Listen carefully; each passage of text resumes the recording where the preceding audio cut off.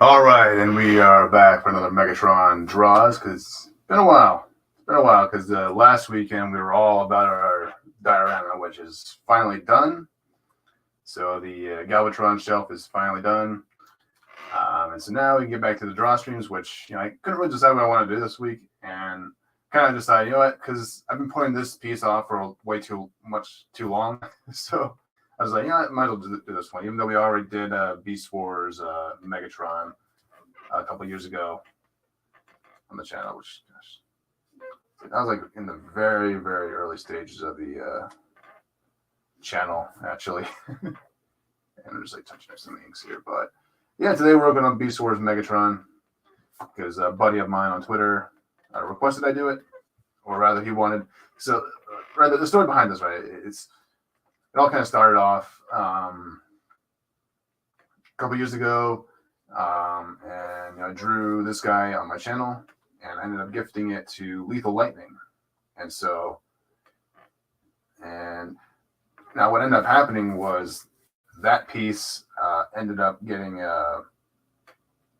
didn't get lost in shipping when I sent it out because obviously he lives in Australia, but I just kind of messed up on the inks here. I'll touch that up in a minute.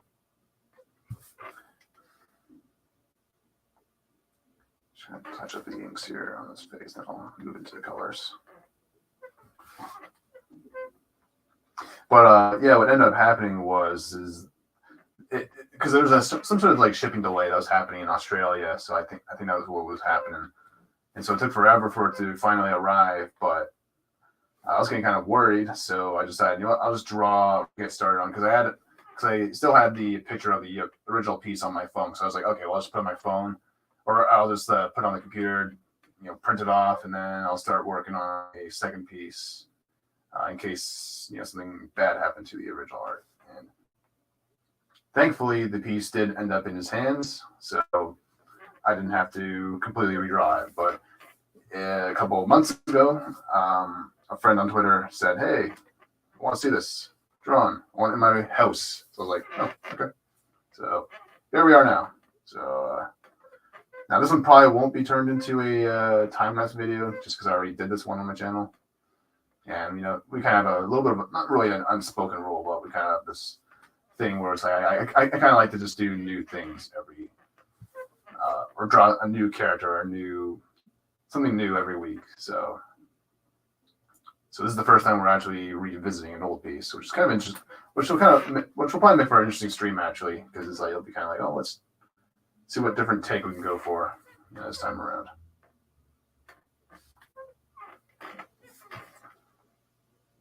Just want to tidy up the inks because I forgot to do that.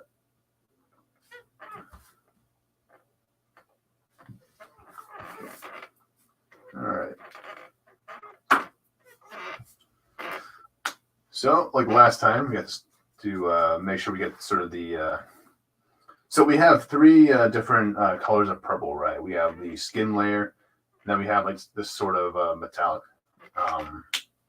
sort of pinkish purple or magenta type color, purple, whatever, on his like torso and whatnot. It's kind of like this very metallic sort of a color to it, and then there's sort of a bluish purple, which will be on his arms and a little bit on his knees, which you don't really see here. Don't have to worry about that too much. But yeah, that's kind of what the isolate. So I isolated a couple markers just so I can use them for specific things. So that way this one kind of sticks out. And so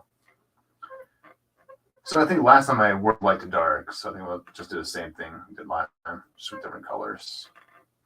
I'm starting off with an R00. Just kind of get a basic shape going. And he has kind of and he kind of has like a scaly sort of skin to him. So we kind of have to see how I kind of replicate that again.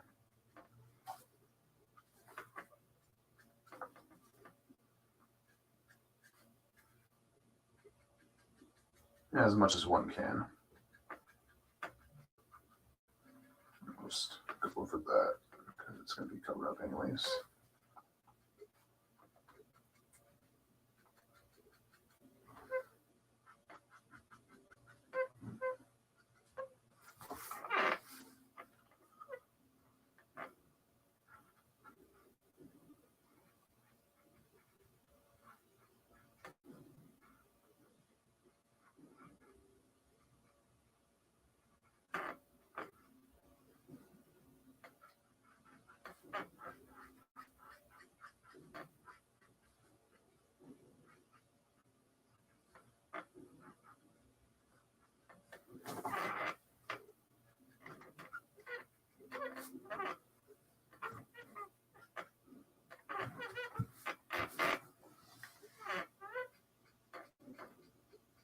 I'm just trying to isolate, or rather define where all my skin tones are for him, or what, because basically characters are kind of a little bit off, a little bit different than G1 characters.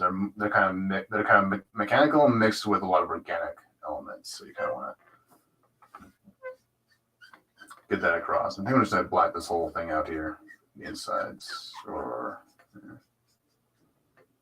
yeah. Nah. That doesn't look natural. We can always change it up later, though. Let's see. Okay.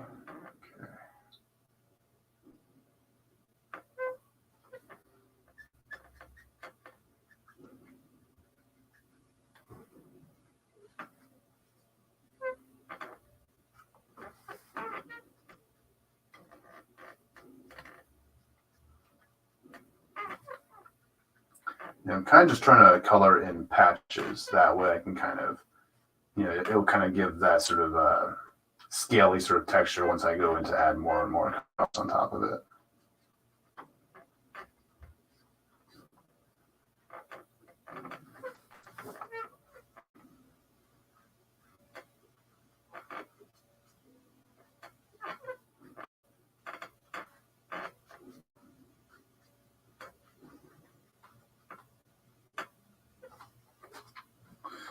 That's a little bright.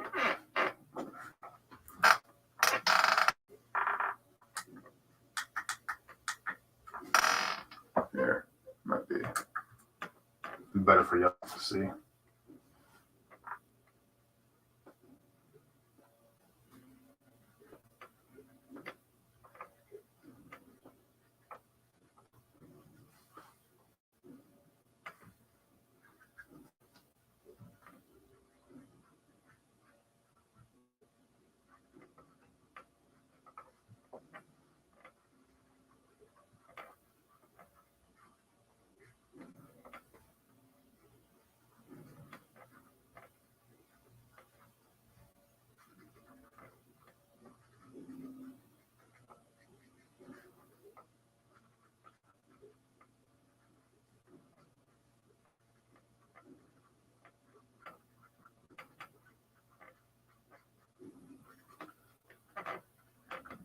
I'm trying to just kind of be random with my the way I sort of move the brush or brush pen.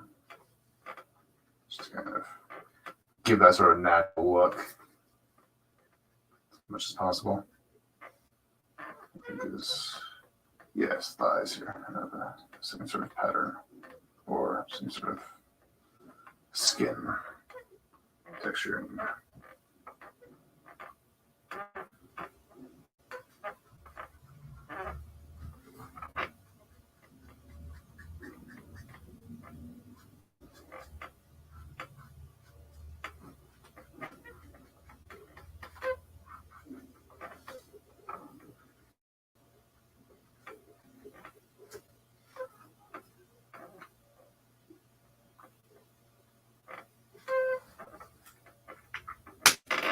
Okay.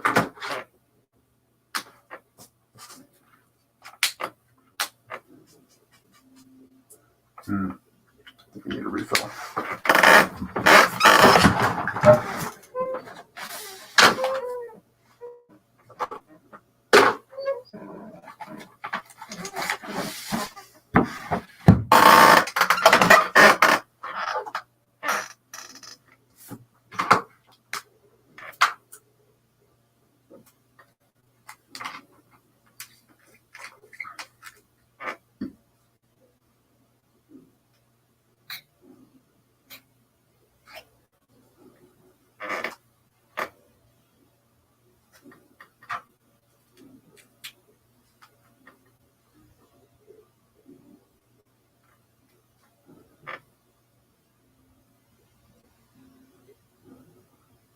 All right, hopefully that's not too much.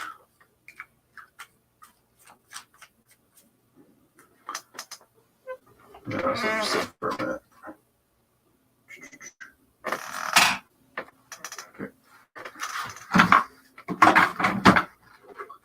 I guess we'll start with this guy. Start blending this color into the skin tone.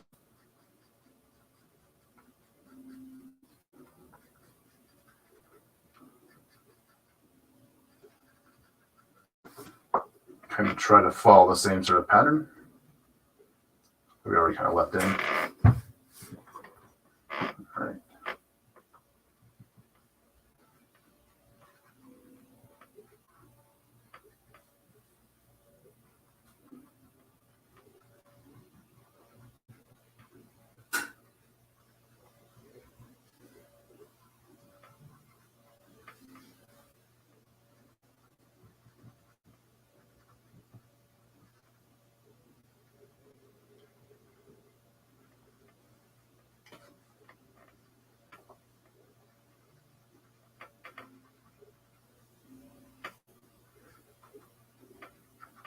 Now for the background, I went with I think I remember going with a sort of like greenish sort of sky.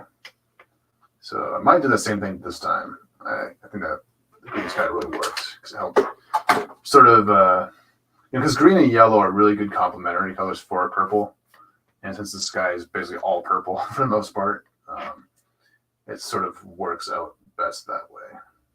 Or it makes the sky, the purple sky rather, or the green sky rather, really helped make it pop out a bit more. Even though there's a very, very muddy sort of green sky, but just having a little bit of that just helps sort of make it pop out a bit more.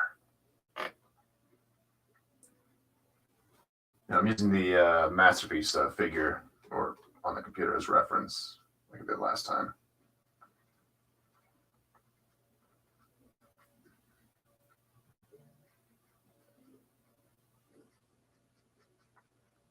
Which, speaking of Masterpiece figures, I'm actually probably going to be doing a collection tour pretty soon. I'm probably going to wait because I have one more character on the way, which I just ordered last night.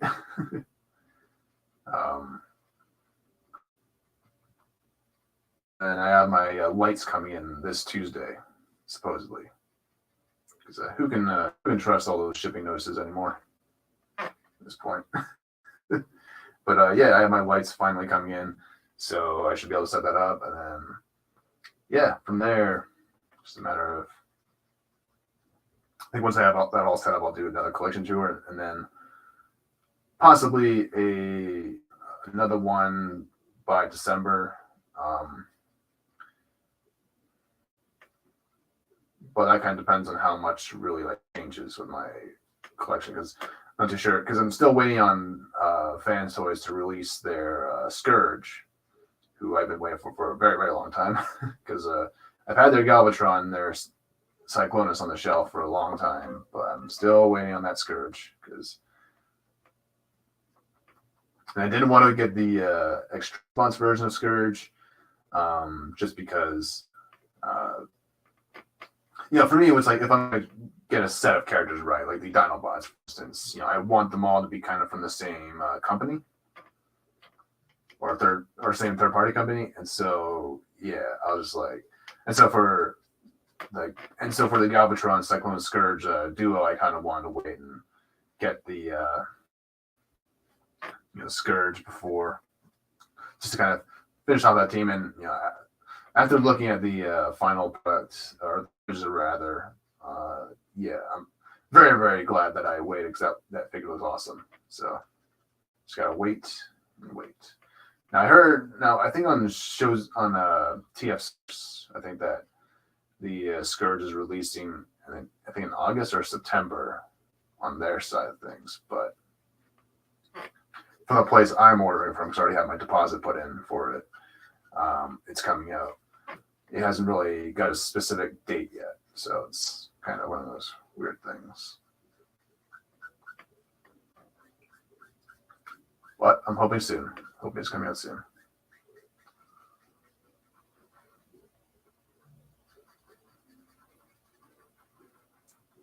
Because if there's a notice on TF Source, then it's probably not too far behind on other sites and stuff. So okay.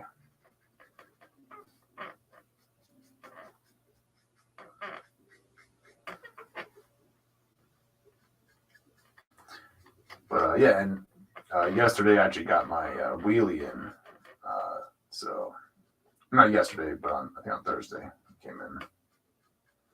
So wheelie now, and so that kind of marks off my movie bot shelf. So it's another shelf that's finally finished, actually. So and so there's only, and so that would make 4 finally like complete shelves on my display, because not all of them are completely finished yet, because I'm still waiting to get some other in there. But so far, the Megatron, the Prime, and the Dinobot, and now the Movie Bot shelf are all done. Those are my only complete ones, because I'm still waiting for certain characters on all the other shelves. So.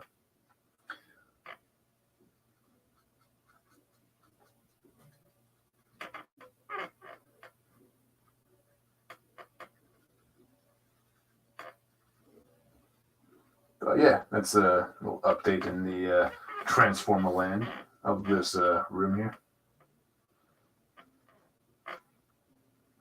But yeah, it's definitely a collection tour. Is definitely I think needed pretty soon. It's been a little while. I think the last one I did was in December of last year. So. And my collection videos actually get really good views. Actually, I just kind of noticed that, because I don't really pay attention too much to my analytics. Like I have stuff to do. So, but it's like, oh, but yeah, like my Transformer stuff like really gets a lot of views. So I might have to start doing more stuff like that. But.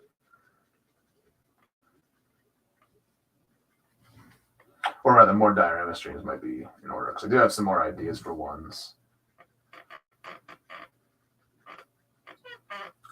I might be doing a couple more pretty soon, actually, because I will be doing the Season 2 Decepticon shelf, as well as just redoing the base for the Shockwave shelf, because I want to redo that one in sort of the same sort of style that I did with the Galvatron throne, or dioramics. I really like the way the flooring turned out, because for the Shockwave shelf, it hangs too high up. Like, it makes Shockwave, just a little bit too high, sitting too high up on the shelf there. So it doesn't really, so it needs to be changed up just a little bit.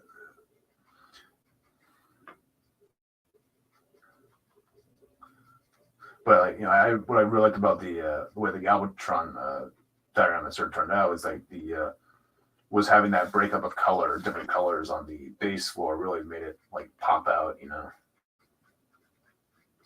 So that's kind of one of the things I want to do for the Shockwave shelf. And maybe I might actually apply that to the Iacon shelf at the very bottom with my fembots there, because that would help that shelf sort of pop out a bit more as well, I think.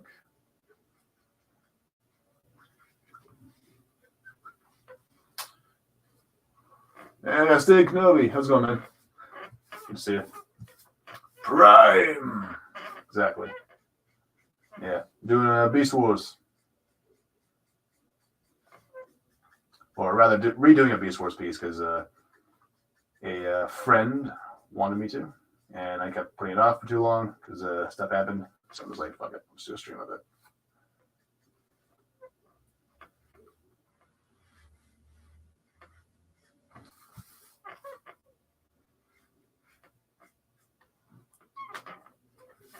Top 5 Transformers. Ooh. Well, as character, well, it kind of depends, right? Because different shows will have different style or different variations of the same character. So if we're just going by like G1, original G1 Transformers, well, for Autobots, I'll split it into Autobots and Decepticons, because I think there's like so many different characters. So like the top 5 Autobots, the ones I always come back to would be like Prime, Grimlock, Ironhide. I always liked Ratchet, but I more so prefer him in like the Prime and Addy cartoon.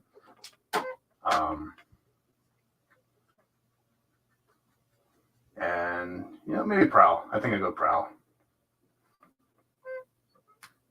Yeah.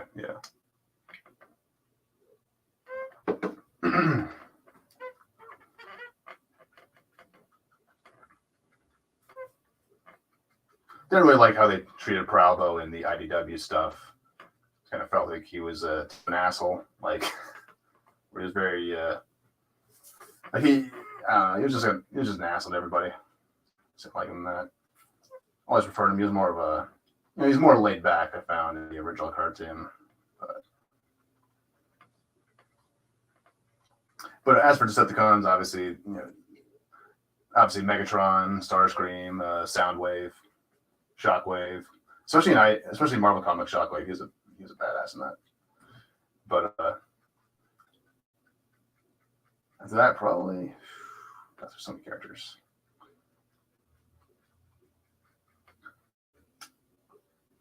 Okay. I've always had a soft spot for Skywarp, the purple Decepticon Seeker, just because he's probably the one it's probably the most like me, at least when I play video games, because he's just like that. He's just like the bully Decepticon. Like he's always like cracking on Starscream, always taking a piss out of him. Like, he's just a jackass to everybody. So that's kind of how I play video games with people, just an asshole to everybody. So if there's one character that's actually genuinely like me in real life, it's probably him. But he just cracks me up. I always like the banter between him and Starscream and Thundercracker and all them. Which is what I really loved about the War for Cybertron game, was that they actually brought that into that game when you had the level where you had to play as 3 jets, and I just really love the banter between those characters. It's a lot of fun. Ooh, Astro Train. Yeah. Blitzwing's another one. Devastator. Yeah, there's like so many great characters in that show. But yeah. Jetfire's a good one as well.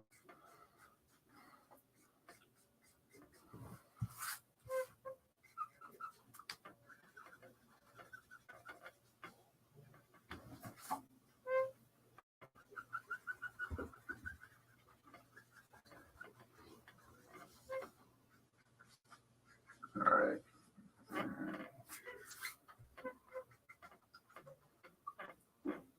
Ooh, yeah. I had Thrust too, but it was a more recent figure. But yeah, I still have that guy. I still have my Thrust, the red Conehead Seeker, as well as Dirge. But never had a Ramjet. He was the white one. So.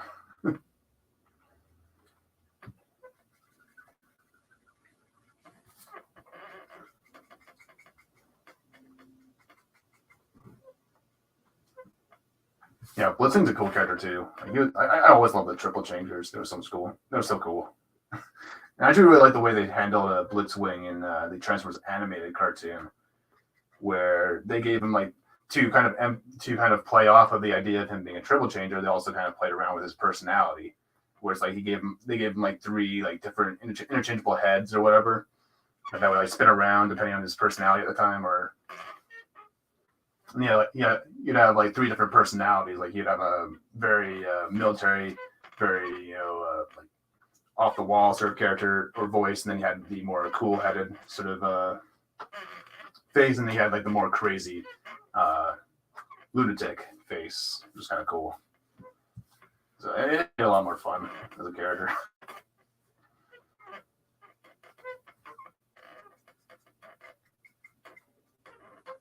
Which they would release. Yes, they should. They should do that for both IDW and the Marvel Comics and Dreamwave stuff. I really want to. That's one thing I really want to get into, is some of the Dreamwave stuff. I never really read any of it, but I've heard like really good things about it, even though it kind of got cut short.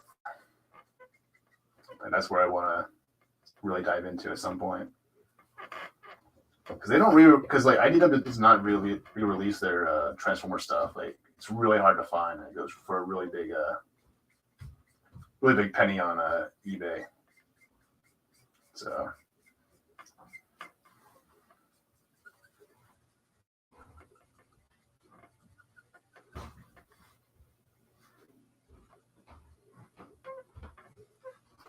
okay.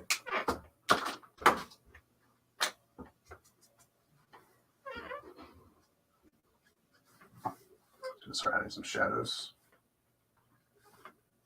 Or not really shadows.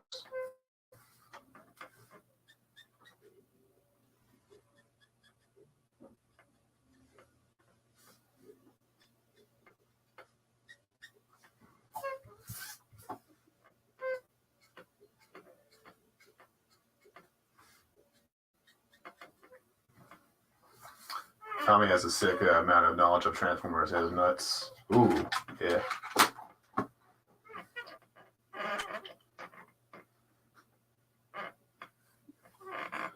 Let's see. Okay.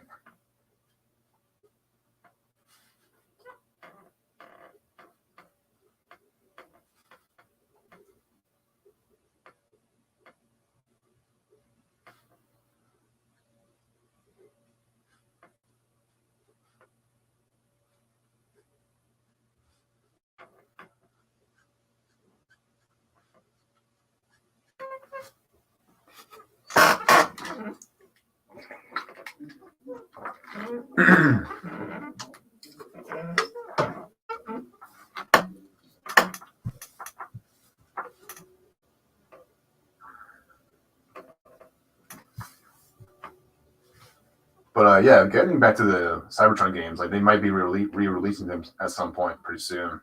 Not pretty soon, but there's rumors they might be re-releasing those games because of the buyout of Activision and whatnot. It's really cool. And if that happens, I'll actually probably end up streaming that because I can't really stream using the computer, but I can stream using like the Twitch apps and stuff like that because my computer does not. Well, it runs the Elgato, but it doesn't run it very well. The computer is really, really slow when I try to run it, so I just don't want to screw things up on that end. So I'll have to at some point, get like a really fancy computer or laptop or something like that in order to do that. But if they were to re-release the games on the Game Pass, Xbox Game Pass, I could then from that I could probably do some game streams on Twitch or whatever. Yeah, that could be a lot of fun.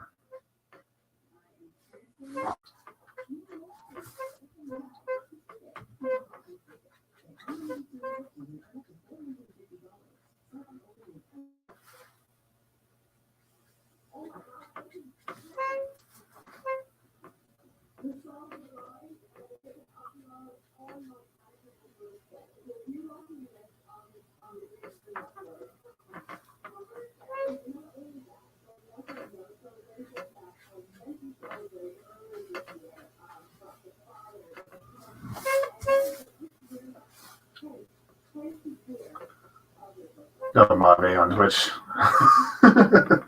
Yeah, I saw that.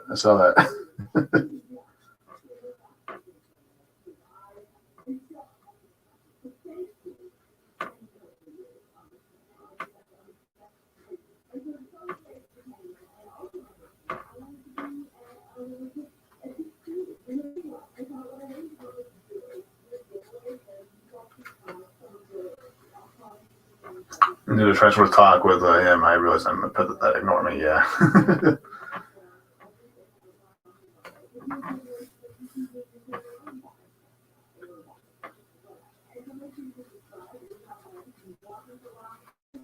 Yeah, I get that too whenever I watch like Chris McFeely videos. Who does a really good job of like his channel's all about kind of talking about the lore and really breaking it down in very simple terms. It's like, dude, I know nothing. It's like after watching his videos sometimes.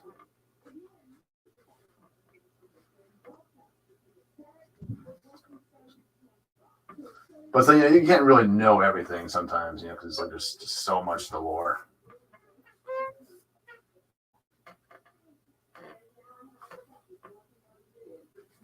Just grab a shadow there.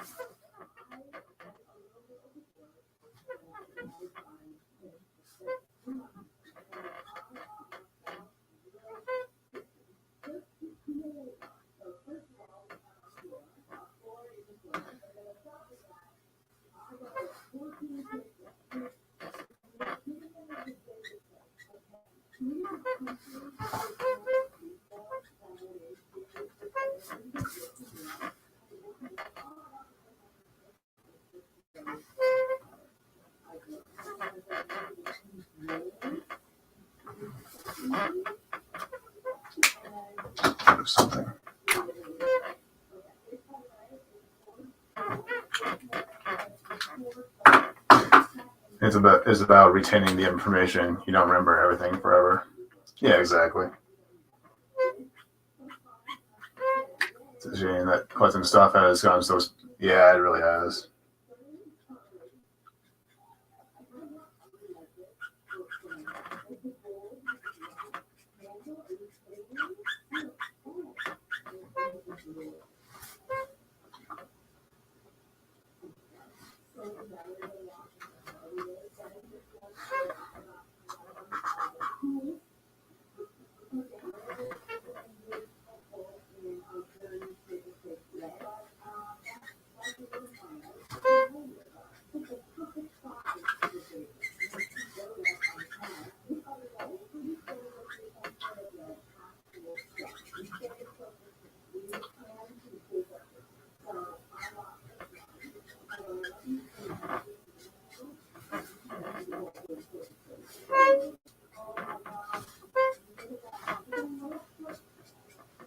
All right.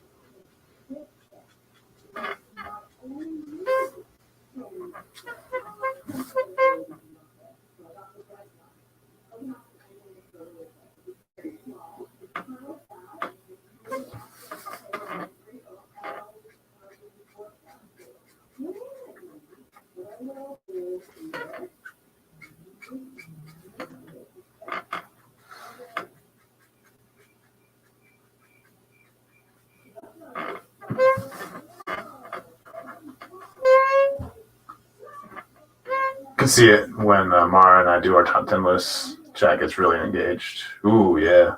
Retro is on the rise now, though. People are sick of complaint about new stuff, and they're focused on. Yep, that's basically all I do. Honestly, is like I don't really talk about much of the new stuff, at least on my channel here. Always draw because it's like I've just been done with everything: DC, Marvel, Star Wars.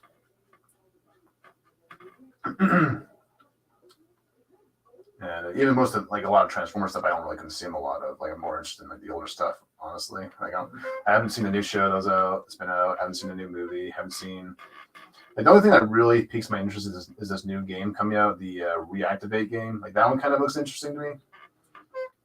It's supposed to be like really like sort of apocalyptic sort of a storyline where Autobots and Decepticons are kind of forced to work together. Like that sounds cool to me, but I don't know.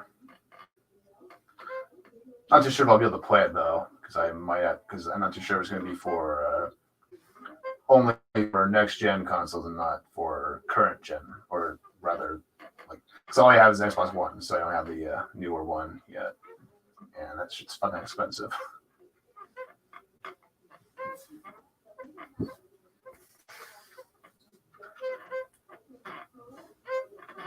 Twitter arguments since the May.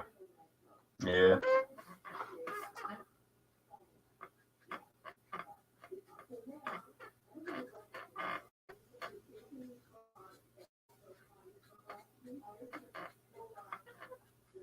Yeah, I've kind of started to pick and choose when I pick my fights.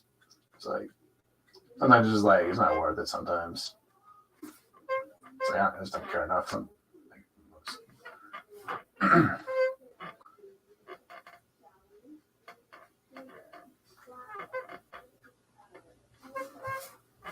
Too many dumb people. Too many dumb people on the website. So I don't care enough anymore. All right. All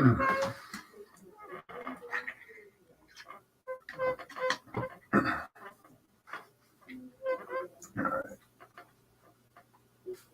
Let's grab some shadows here.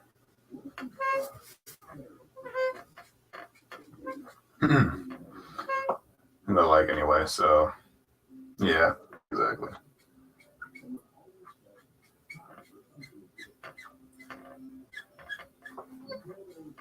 I can't understand how Rhino can do it though, the way he does his streams or whatever. Like, he just like talks. It's like at one point, like, sometimes this is enough. Like, just need to stay away from it all. I can't understand how a lot of these people just do all these streams, like talking about the things they hate for hours and hours. I'm just like, holy shit. It's like, I'd go fucking insane if I did that all day.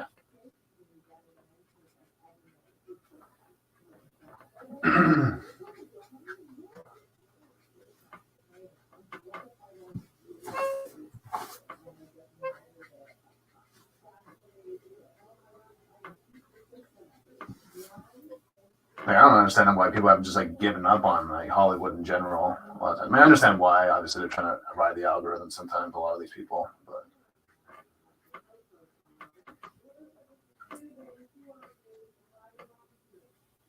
and I get like reviewing it and stuff like that, but like, I don't know. I just couldn't be one of those people that goes and reviews them. Like, whenever something new comes out, it's just like. To me, it's not even worth it to pirate any of these movies anymore. Like, it's like, I know they're all going to be bad. I know they're all going to be horrible deconstructions of the characters or whatever, the franchise, whatever. So it's like, what's the point? It's like, it's not going to, me voicing my opinion is not going to change anything. It's like, these companies are still going to make shitty movies, and because they don't care. Like, Hollywood, Disney, they don't care what you think about these movies. All they care is that you bought the ticket, talked about the movie. So I haven't even read the except for 3 or 4 novels, so I don't get like, yeah. I mean, I tried getting into the EU as well. I just haven't really gotten back into it. But I read, obviously, I read the Thrawn trilogy. I read the Jedi Academy trilogy, and then I read the Dark Empire stuff.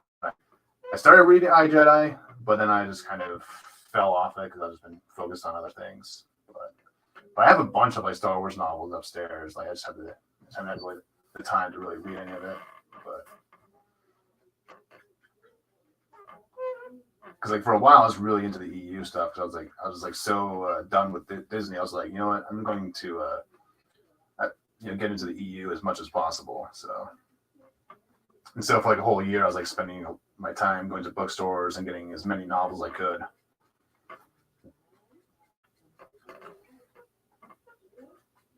Which I still have yet to read all of them. So probably have to start getting back into at some point, though. Also been reading some of the Transformers novels, the Alex Irvine novels, which have been really good, too. You say they will boycott stuff until they get monetized, then yeah, exactly. It's just like, you really think it's going to stop? It's like just you voicing your opinion. Like, not that you shouldn't voice your opinion on certain things, but it's just like, it gets to a point where it's like, are you really, if you really want to see a difference in like these kind of, like just look at what happened with Bud Light or whatever. When people came out to protest and actually boycott that, like, there was an actual shift in the company and all that. Like, there was actual change being happening. It's been going on. It's like, imagine if, like, and not just that, when Solo came out, like, that film bombed really badly because of the response of Last Jedi. Like, it's like, if we kept doing stuff like that, we're just said no to all these companies and all that. It's like, you don't think there would be a substantial change? If we just, but it's like so many people are so attached to nostalgia that they just give things a pass nowadays. Like with the Mandalorian, it's like, oh well, we got the Luke Skywalker scene, so it's just like, oh well, maybe they can change, maybe they can go back to being good or whatever. It's just like, no, it's like, no, they're never gonna be good because all they have to do now is just dangle that nostalgia key over your head, and then you're gonna come running back and supporting their stuff, and even if it might not be the best thing ever, you're still supporting it. I just don't get it. What sets me off is when people say they would do one thing and accept super chat for it, and then do a 180 later and counts as lying for money in my book. Yeah.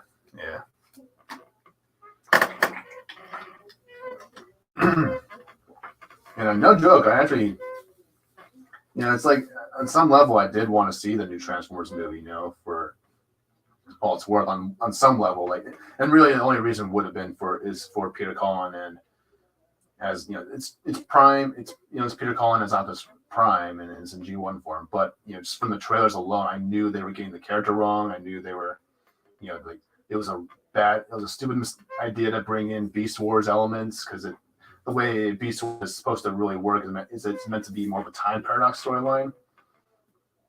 So it's not necessarily meant to be directly connected to G1, at least not in the way it did in the film.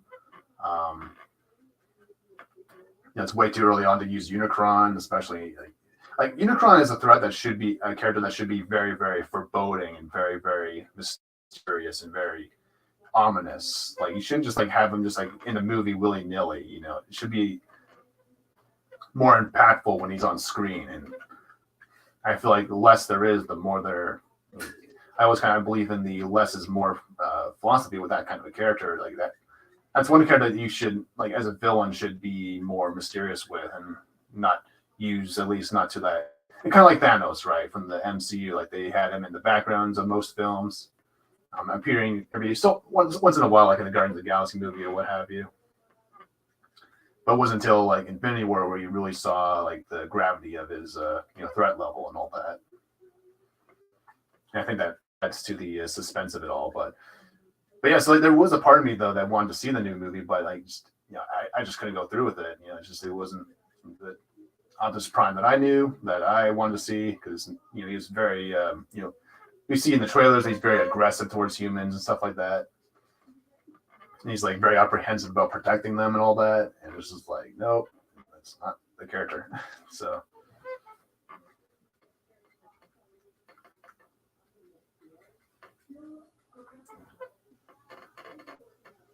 But like some people just aren't able to say no sometimes. It's just like sometimes you just gotta say no.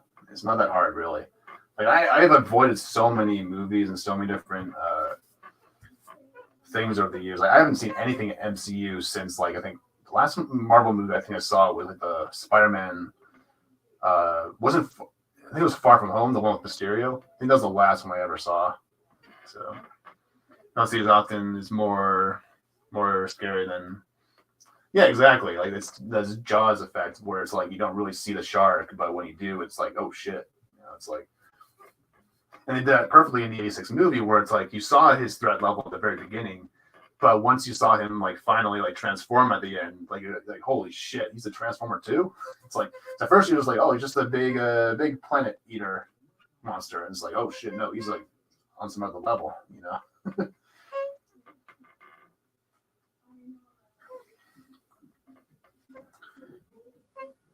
All right, that should be good enough.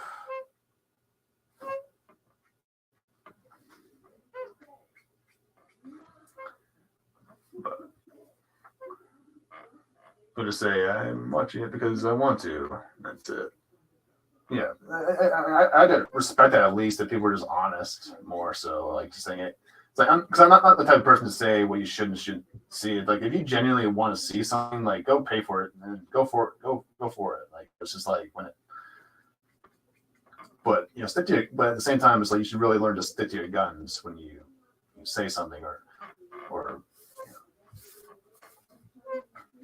you know what I mean. It's just like.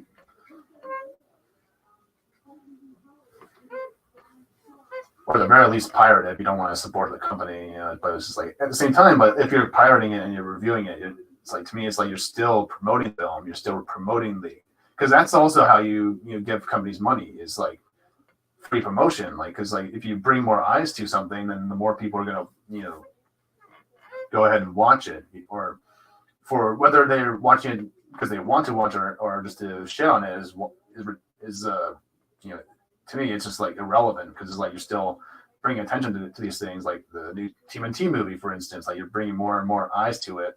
The more you talk about it, the more you talk about it, the more the likelihood of that getting a sequel. And I mean, just look at what happened with Velma. The more people talked about that movie, more people, or with that show, the more people talked about Velma and all that.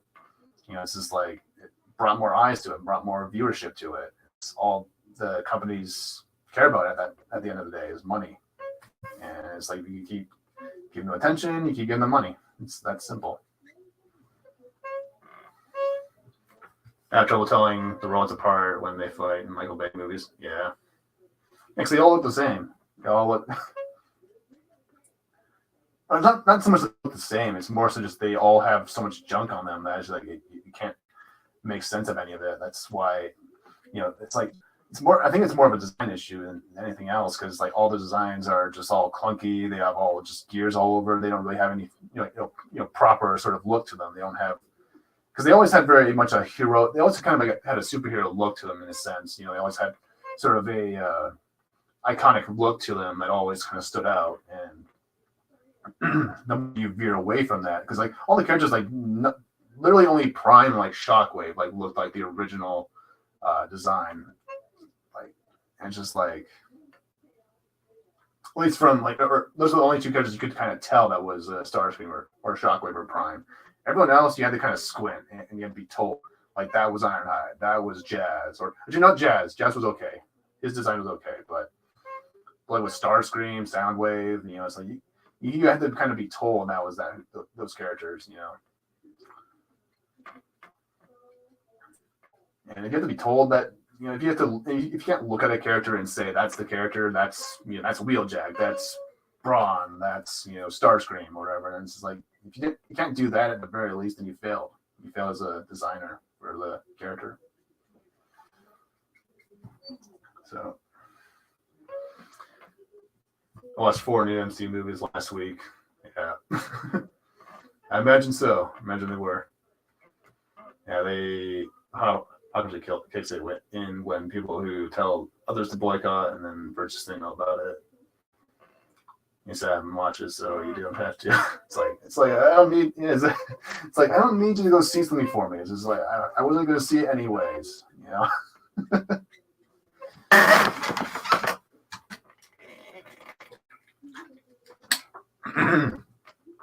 Yeah, Hound. Yeah, he looked. Well, they based Hound off of Bulkhead, because Bulkhead originally came from Transformers.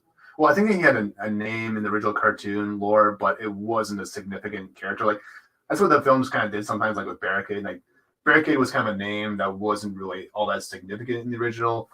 I don't think it was in the cartoon, but I think it was in like the original like Toy Lines or something like that, or what have you.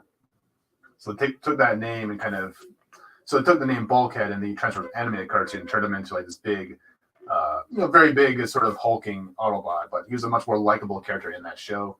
He was very, he was kind of like just a big gentle giant type character. Like that was not Hound at all. Like Hound was in the original cartoon, Hound was a lot more calmer, much more. He was more of a laid back sort of Autobot. He wasn't like this overly militant sort of guy who was like,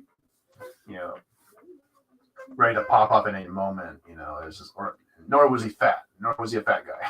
So, like, because in the original cartoon, he actually kind of started out as being the sort of the main sort of Autobot human friend or whatever, or friend for the human, Spike and whatnot. And then kind of later on, sort of as it went on, it kind of transitioned over to Bumblebee being the human friend or whatever. Hey, Mr. Angel, how's it going? Good to see you. It was fun when people bashed Barbie and then EBS said he liked it and people did 180. Yeah. I don't get that, honestly. It's just like make up your own mind. People just don't know how to do that anymore. I think that a lot of it comes down to just people trying to follow trends, honestly. Like they're just trying to follow the trends, follow the cool kids, but it's just like it's like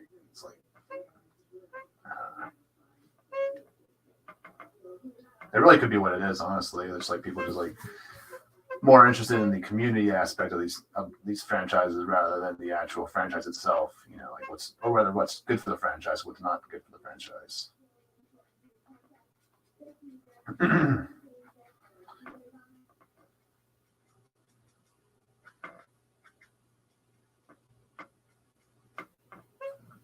Yeah, it was pretty featured though.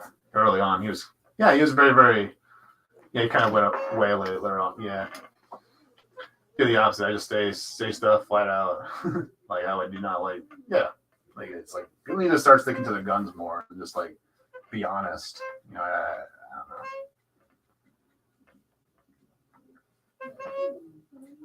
Like, don't change your opinion for anyone. Just make up your own mind.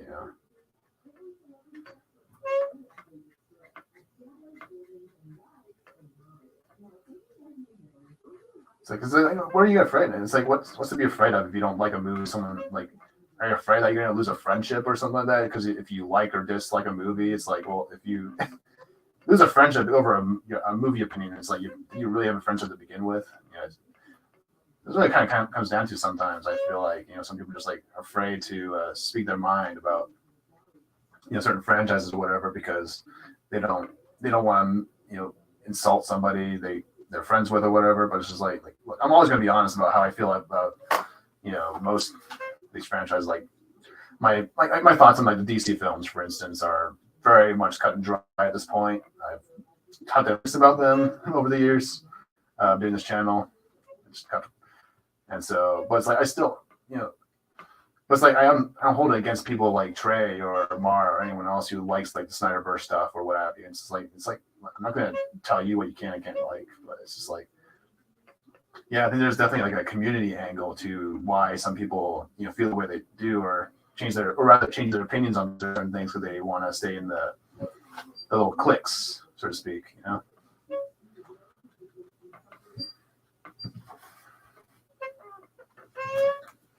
I played D&D with Mara. I'm used to insults and threats. Yeah, I don't get it. Yeah, choose movies over people, or people over movies. Yeah.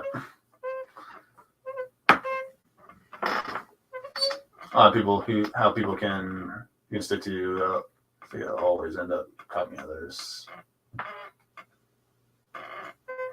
Yeah, exactly.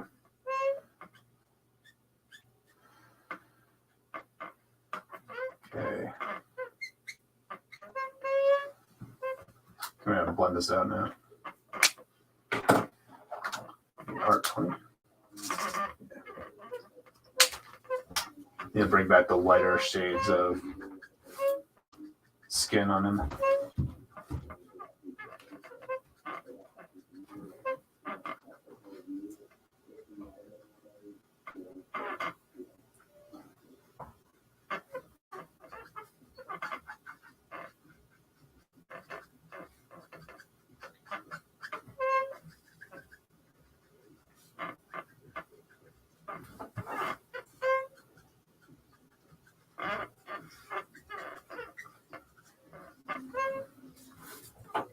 All right. Later, Stig. Yeah, it's good talk. Yeah, I enjoyed this little conversation. It is a really interesting phenomenon that's really going on right now. It's like I just can't really get into it. Just like weird people. Yeah. We're time is it? 30 almost. So I think Mads is streaming at around 3 o'clock. So I'll try to end by around 2:30ish. So about another hour or another 2 hours or something like that should be good. Good enough. Not too sure how long I'm going to go for. Not too sure I'll be able to get to the background today. But I should be able to at least get the main sort of body on here.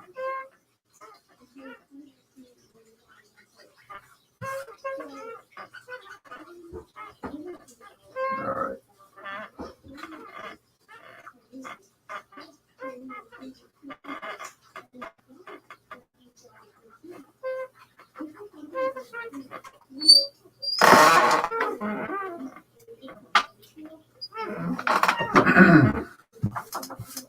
All right.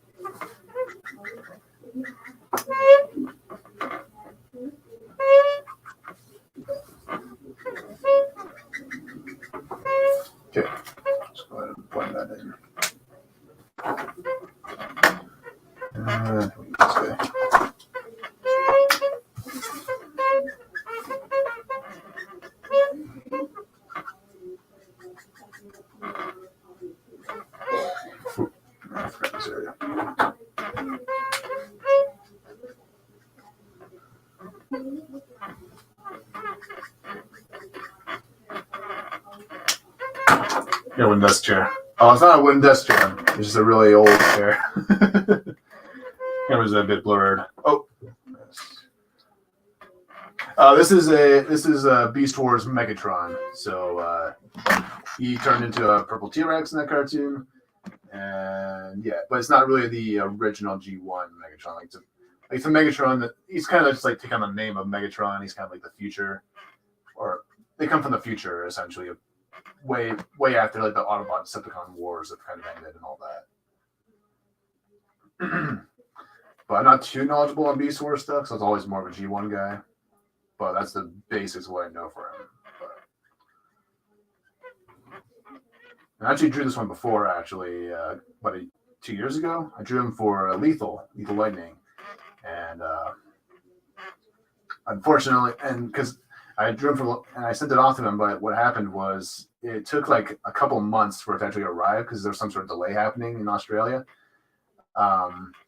And so I started working on a second piece in case that, there's something happened to it or whatever in transit. And so I was like, okay, well, I'll just get started on this because I still had like a screenshot on my phone of the original pencils and stuff like that. So I just like put it on the computer, printed it out, and then I kind of took my white box and I sort of traced it onto this new sheet of paper. Now, thankfully, his piece did arrive at his place, so I didn't have to redo this one. But somebody on Twitter, a friend of mine on Twitter, decided, what, I want this piece. I want a Beast Wars Megatron in my basement. I was like, oh, okay. This is like, and so a couple months later, I am here. So where we're doing Beast Wars Megatron today.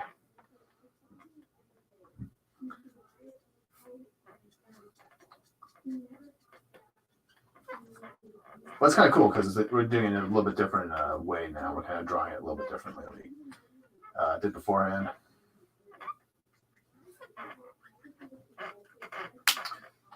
Kind of want to add a little more violetness to his upper shirt there.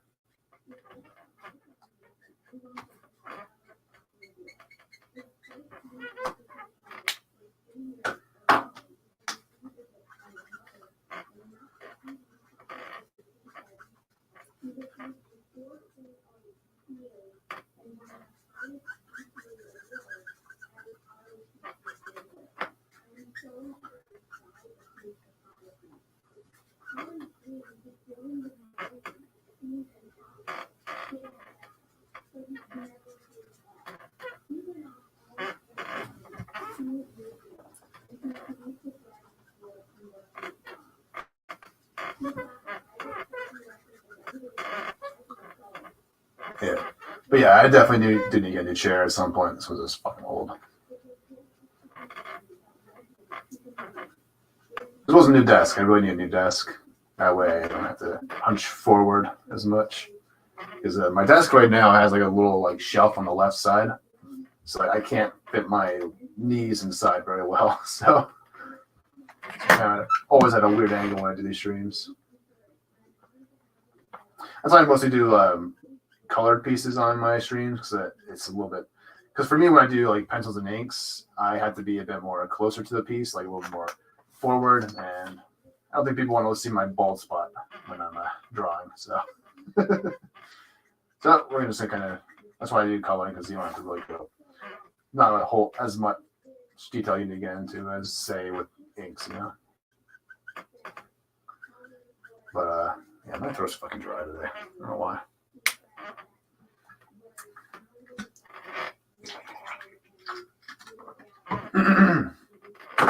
But yeah, that's good. All right, I think it's time for some darker shades. Start with V. We'll use the fluorescent purple, and then we'll kind of, or no, build up to it. I think it's a better option. Especially like for a kid like this, I'm trying to really emphasize some of the scaliness of it because he kind of has like a purple and sort of like a light purple underneath it or what have you. It's kind of a hard thing to kind of explain, but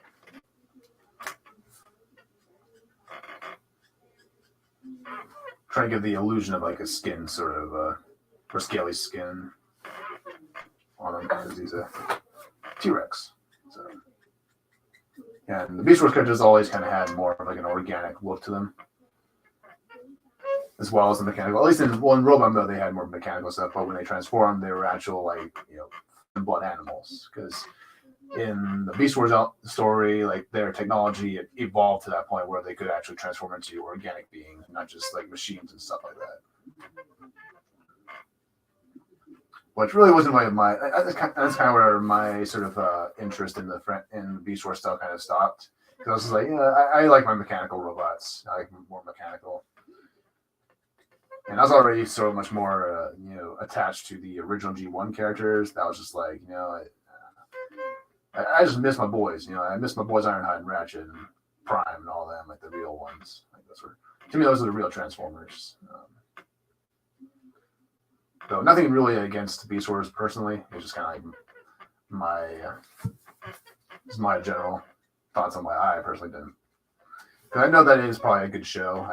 I didn't fully watch everything about it. I think I just watched like 1 or 2 episodes, and I was just like, not really for me. But it has a massive fan base, and so that should count for something at least. You like that chair, Keith? No, it sucks. I really do hate the chair.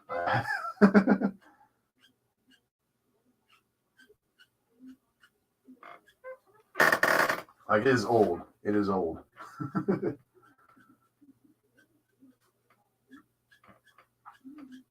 No, I need a massage chair. That's what I need. I need a massage chair. That'd really go a long way.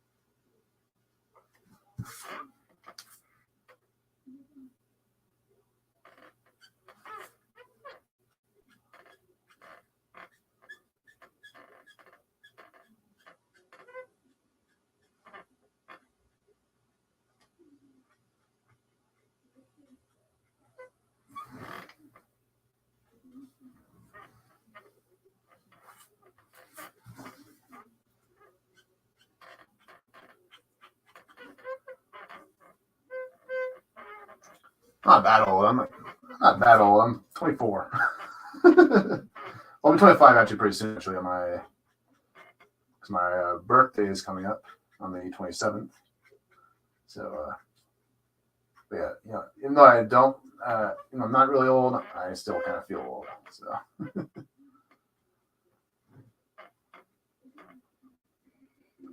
Like, I'm still stupid when it comes to like technology and stuff like that. So.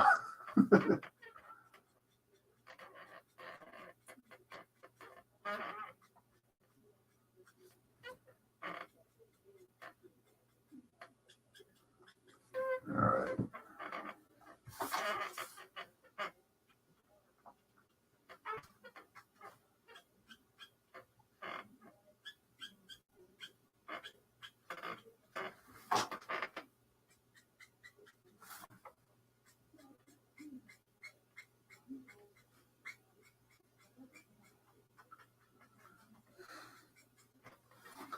All right. Okay.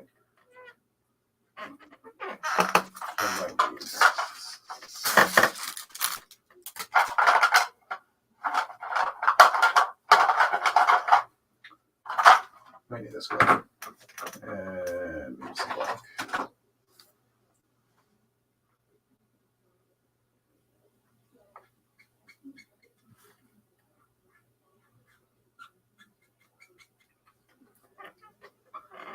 Hey, Deadman. Let's go, man.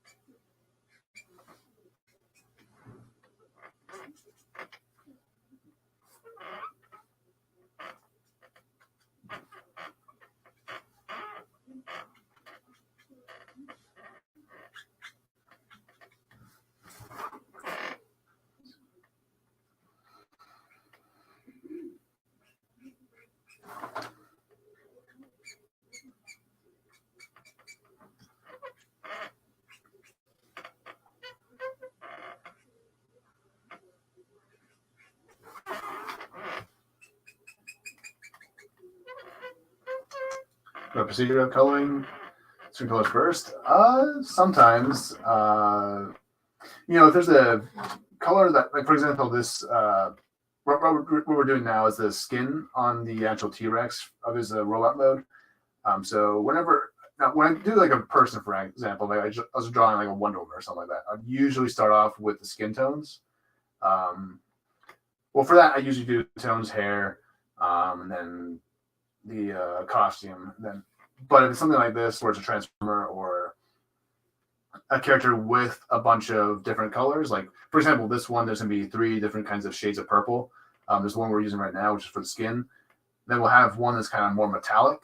And then we'll have one that's more of a darker sort of bluish, not bluish, but it's a bit more darker sort of purple for different parts of the helmet. So yeah, so what I'm doing right now is I'm doing one sort of section, one sort of variation of those colors at once. So I'm doing all the skin tones first, and I'll do the metallic stuff afterwards. I'll do the more bluish sort of purples afterwards. That's kind of how I try to operate most of the time. But it all depends, really. Sometimes when, like for example, the Teen Titans one I did not too long ago, like what I did to save time, I basically would take all the. Let's start off with this. Like for example, there was characters had a lot of like blue or red or green. So like what I would do is I'd start by doing all the green elements first and do reds like on all the characters.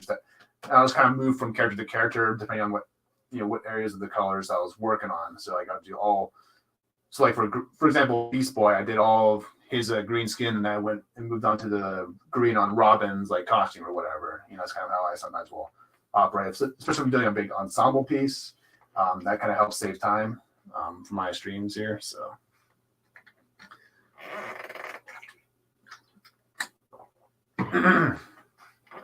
Yeah, exactly. That's how I kind of do my metallic stuff. Like you kind of want to,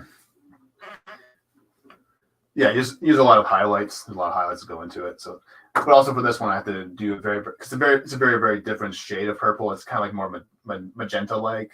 So that's one thing I also have to keep in mind, is like making sure that they all sort of stand out, the colors.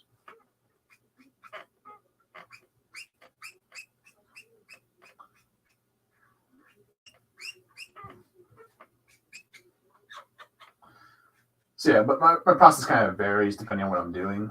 If it's like a very, very simple, like, portrait shot of a character, and then it's not that, it's a very, very simple sort of process. I just go from skin tones to hair, then what have you. Unless there's something like in the foreground, I usually do that stuff first. But yeah. Or if I'm going for like a very specific sort of lighting effect, I'll sometimes do the lighting, like for example, if I want like a really bright like red, coming down on like a character's face, kind of like how I did the shredder piece. Did that kind of where I would start off with I can't remember. I don't know if I started off with just reds, but I used a lot of reds for when I was, because for that one I had a very like sort of blood red sky and whatnot, and I like or not a red sky, but it had like red lightning in the sky, and so I started off by kind of using a lot of reds to kind of make the skin tones or on the helmet for when I did that piece. So that also can kind of play a factor too sometimes if you're just going for a very specific sort of colored look, or rather for like some sort of lighting effect. So all depends.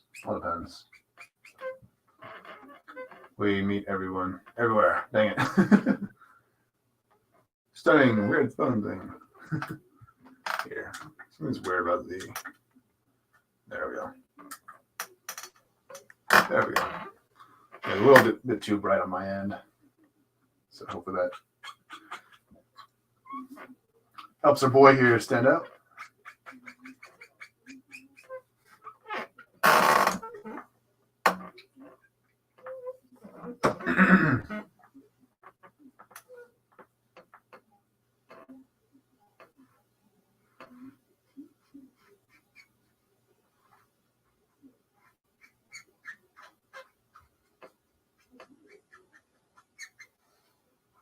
Not too worried about the paint mixing in because this is obviously going to be flames later on.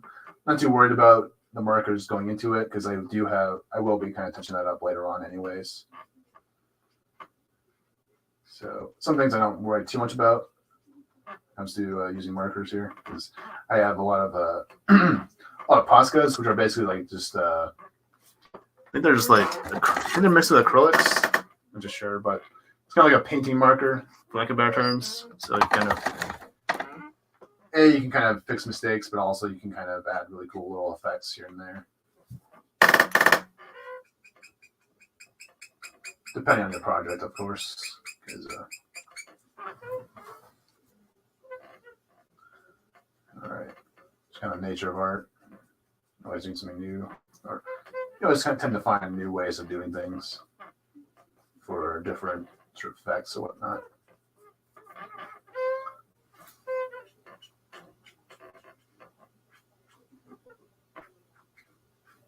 Yeah, this guy definitely needs a refill at some point. All right, I should be able to get at least this foot done.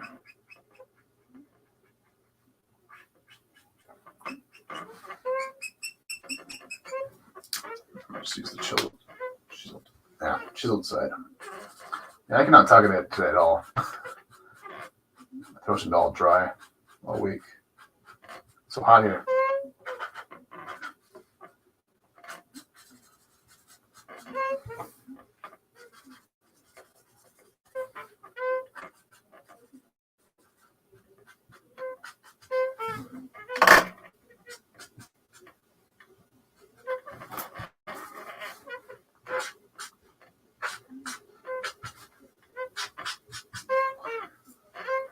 All right.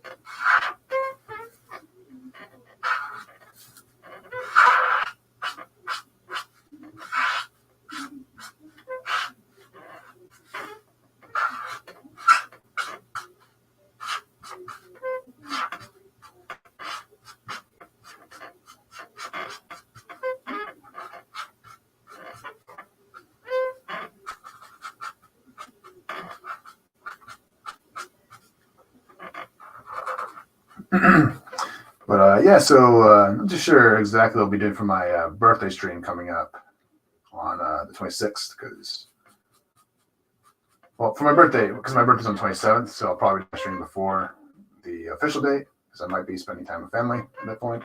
But because my birthday falls on a Sunday, so that's usually where the family gets together and stuff like that. Whenever we want to chill.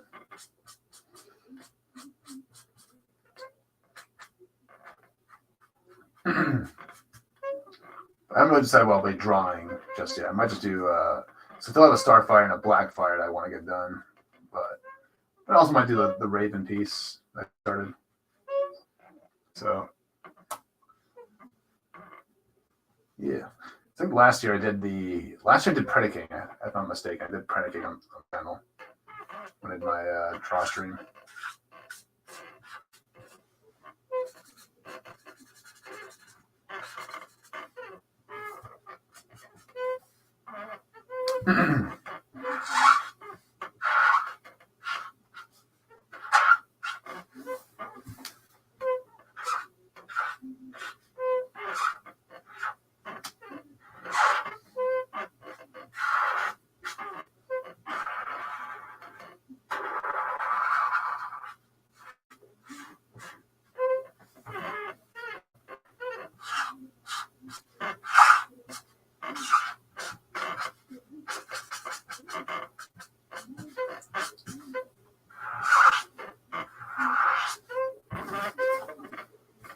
All right.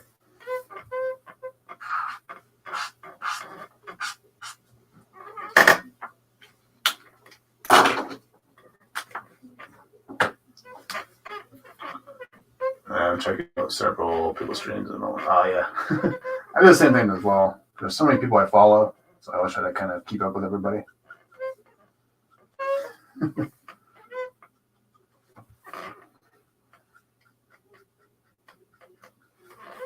So it's like so this seems like I mysteriously, disappear from someone's chats because I'm looking at someone else's channel most of the time.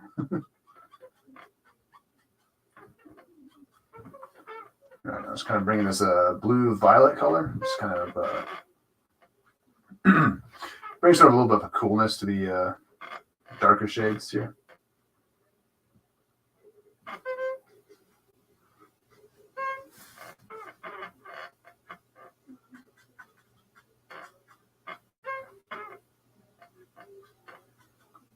I definitely see myself using some warm grays as well for the gray tones here.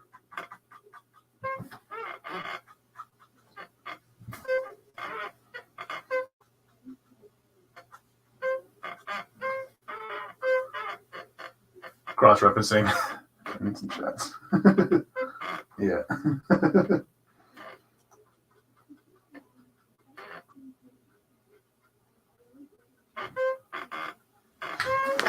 Yeah, not just that, I mod for a bunch of a couple other streams as well. So I was trying to, people give you a wrench, so you might as well use it.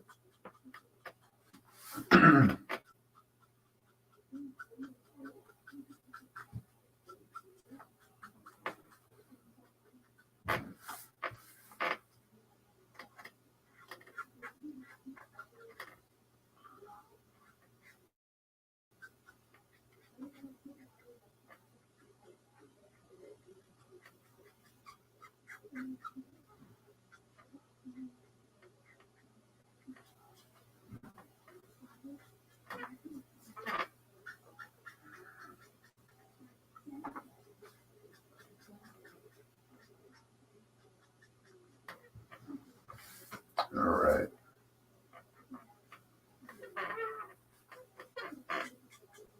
Chat. 12:52. So. Something to the bright wall. Yeah.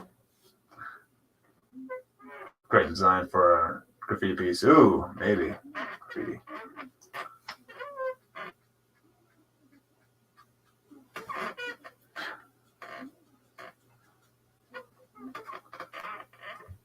Yeah, no problem at all. Yeah.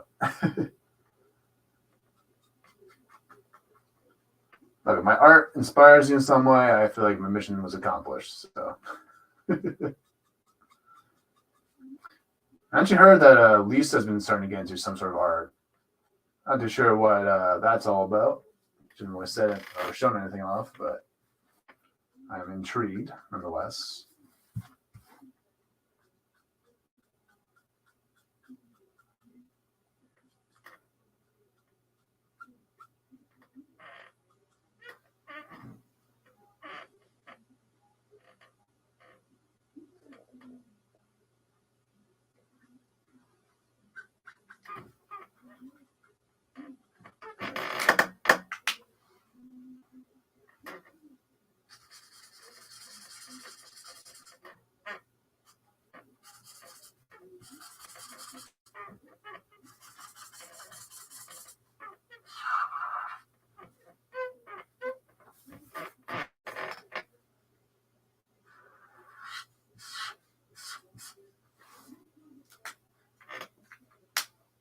Hey, Power. How's it going, man?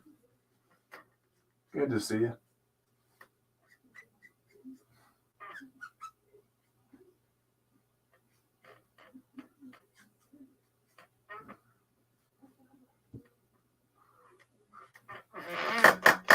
Just saying anything.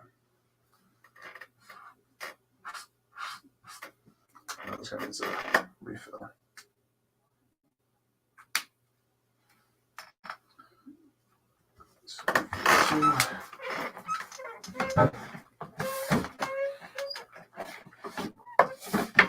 Thought I refueled it not too long ago. What's going on with that? But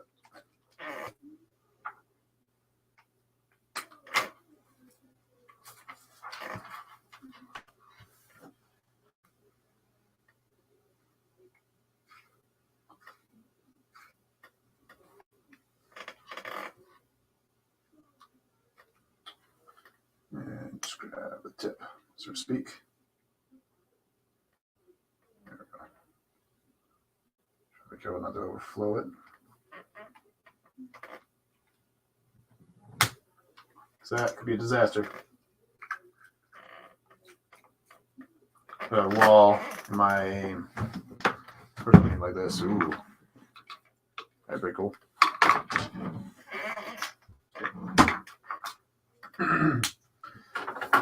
Yeah, you should see the original piece though, because there is the original version of this same piece. I might have to show that off on Twitter when I finish this one off. Now I can't show it in real time because it's already in the owner's house at the moment. So.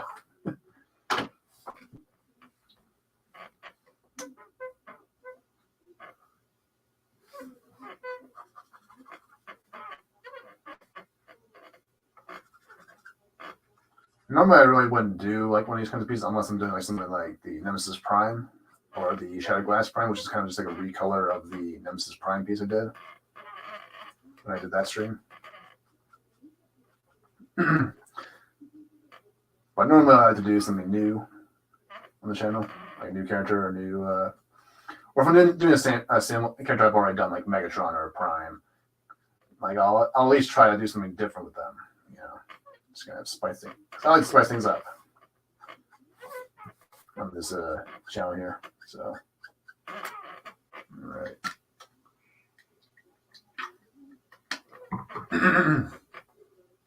On TV, yeah, away from the phone. All right, Deadman. Do what you gotta do.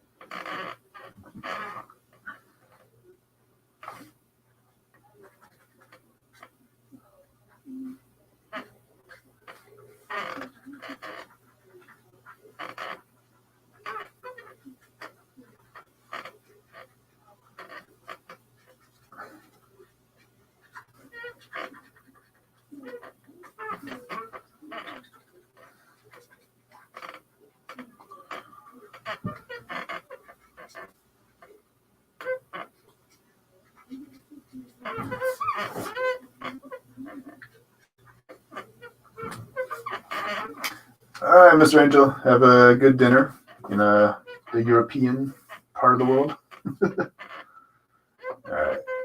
The opportunity that someone cooks for me. Nice, dude. Yeah, have a good day. Hope you have a good dinner.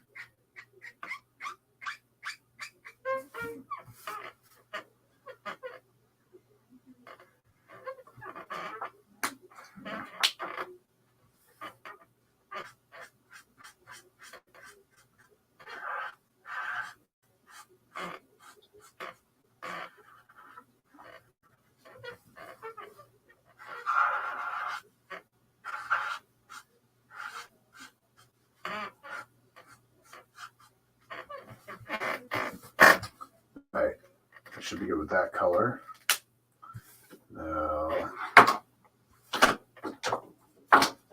my shadows, and then I guess maybe I'll do my gray tones after that. Yeah. So we'll bring in the BV25. Just kind of darken the tail sword or whatever.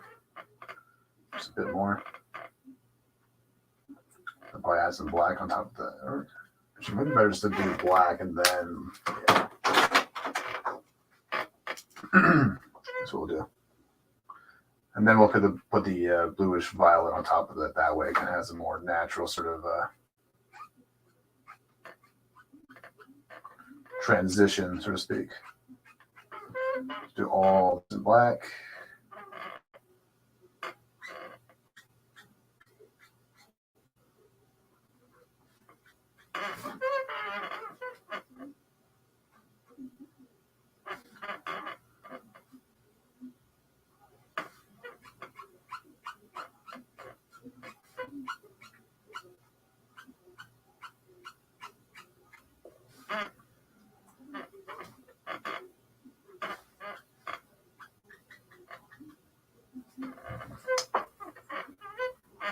Okay.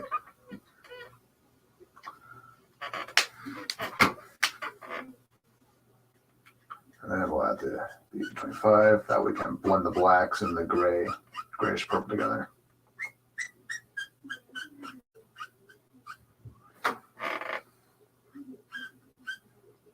There we go.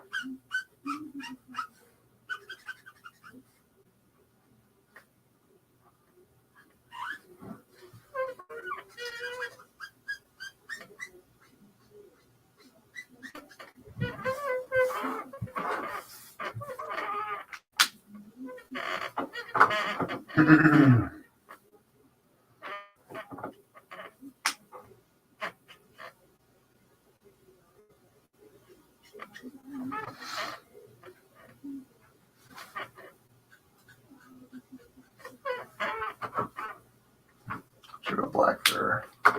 Hey, Mrs. Doing some work, so I will be looking, popping in and out. All right. Good to see you, Mrs. Hope you're doing well.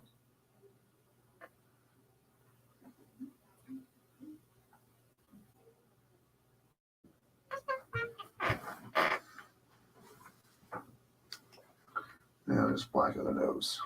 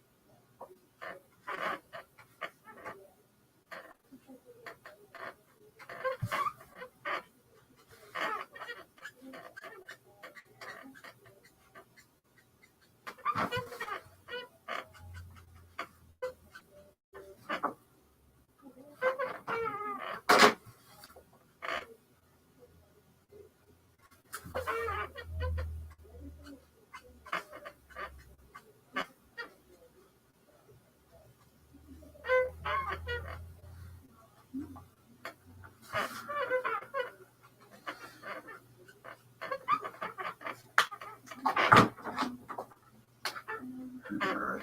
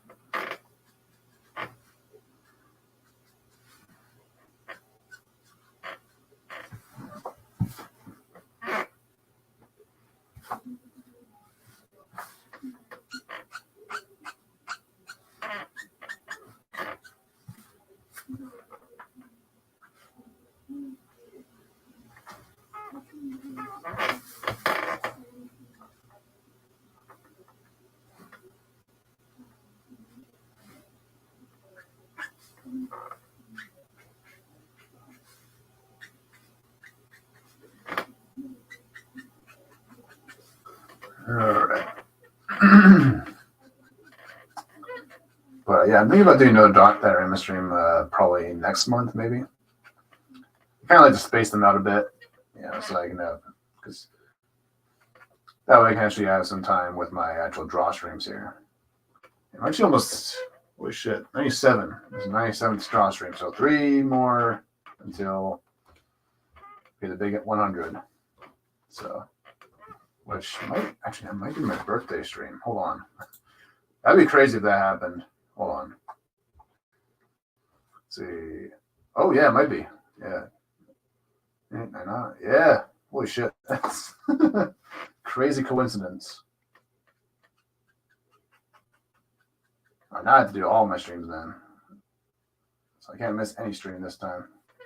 Gotta line that perfectly.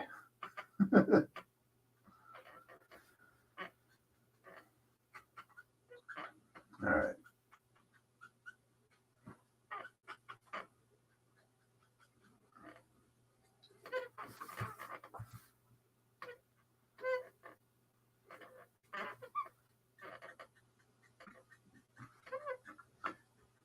Yeah, so I think the drawings I'll be doing this month will probably end up being the Blackfire, the Starfire, and then Ravens. I think that's how we'll do this month.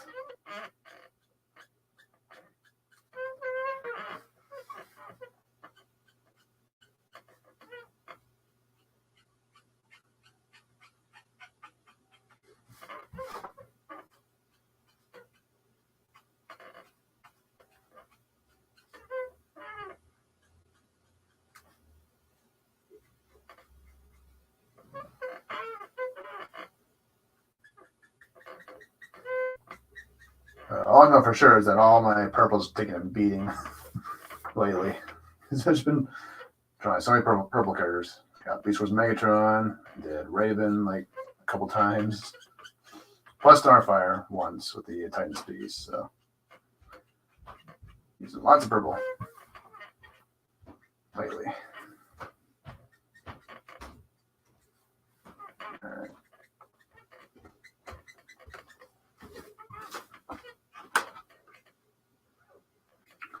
All right. That should be good. Good enough there.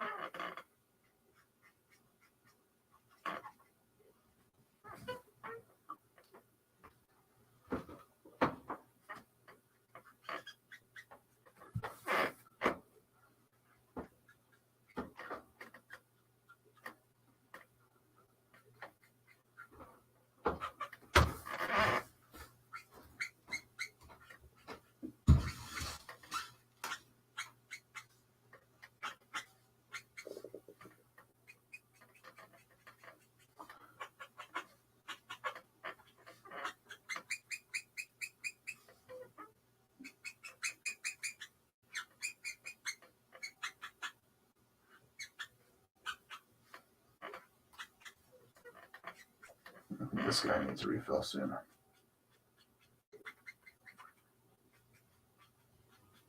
Use this violet gray quite a bit. So.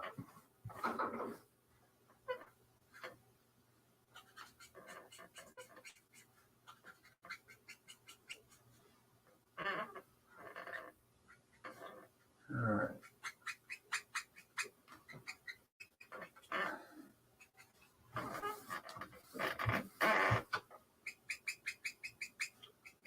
Still white brush there. Yeah. Use this guy.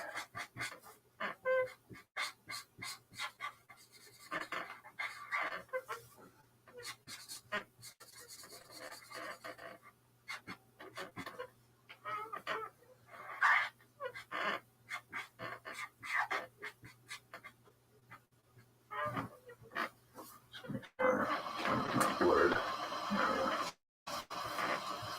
All right.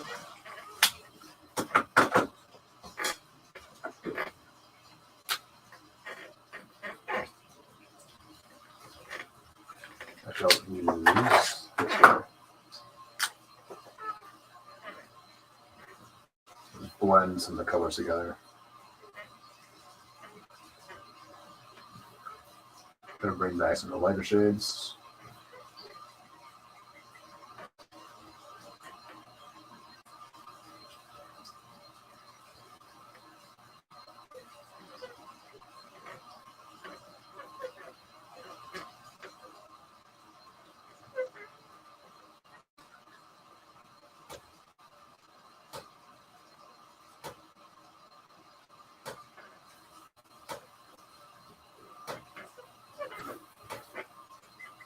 Actually, kind of off topic. Well, not entirely off topic, but I kind of want to do the TIE bomber, or not TIE bomber, the stealth bomber Megatron design at some point. That'd be a really cool drawing to do.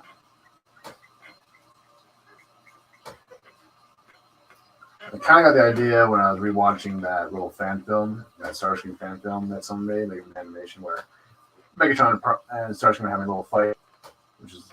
I just thought it was a really fun one. It almost felt like that.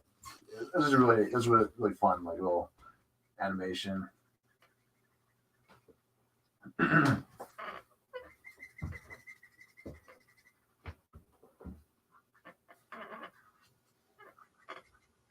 Like, it kind of felt like the big brother to the G1 cartoon in a sense of just having that G1 style, but also having a bit more maturity to it. Not that the G1 cartoon was immature or anything like that, but it had. It was meant for more than just kids and stuff like that. And I think that's kind of like the best balance you can have is being when it comes to like superhero stuff in general. I think there should always be kind of a balance of having that childlike sort of interest, but also having enough seriousness to where adults can enjoy it as well. Like I think there used to be a time where we had a really good balance of that, like with the DC animated stuff or the Marvel stuff, like the X-Men or Spider-Man stuff or whatever. Thought there used to be, a good balance of having, something that both parents and children could enjoy in a cartoon. But nowadays, it kind of feels like a lot one-sided. A lot of things nowadays.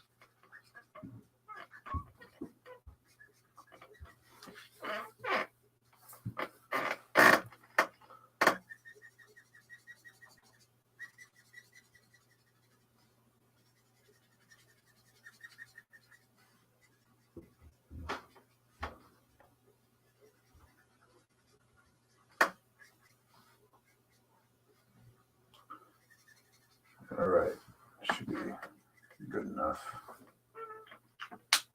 I think I'll just leave that for now.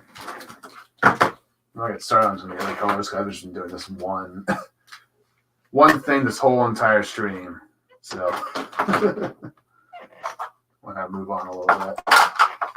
So I think I'll do the chest. I'll bring some of these markers I've been saving. These guys.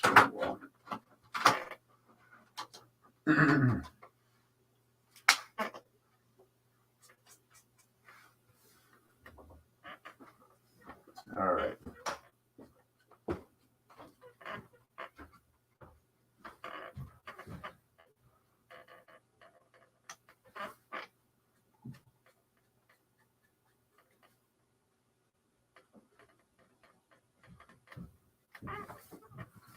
And for the highlight effect, we just kind of pull out, so to speak, from the sides here. And make sure to leave enough white space here.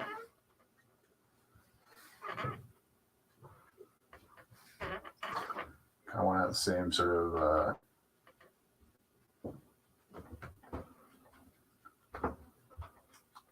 highlight here. Just have one like right there, and then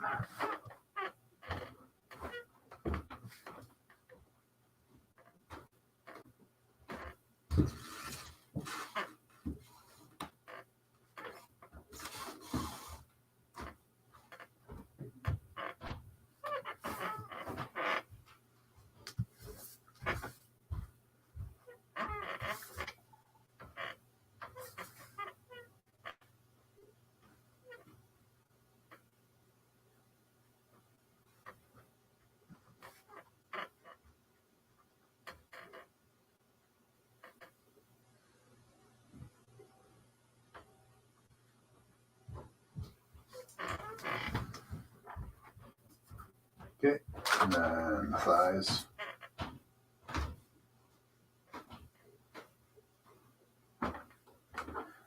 Now, doing the highlights doesn't actually take as long as doing like the main bulk of these, the like skin layer. So this probably won't take too long.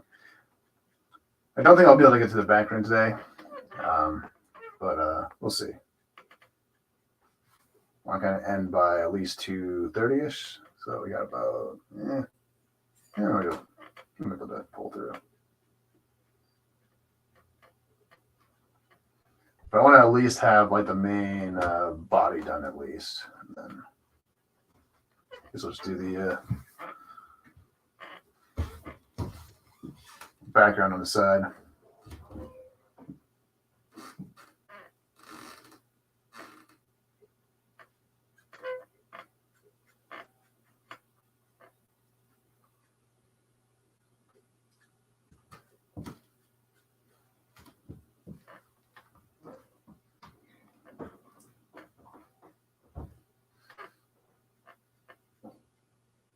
Oh, you know what? That's fine.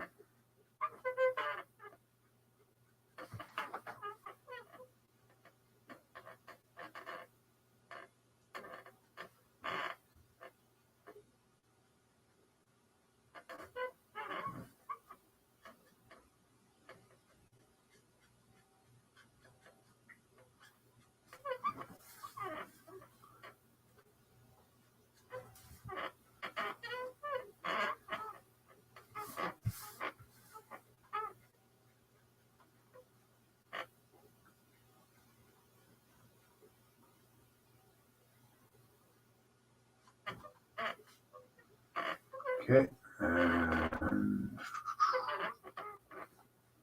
and a little bit of the face. Okay, I'll just wait on that. Let's start with a basic pink.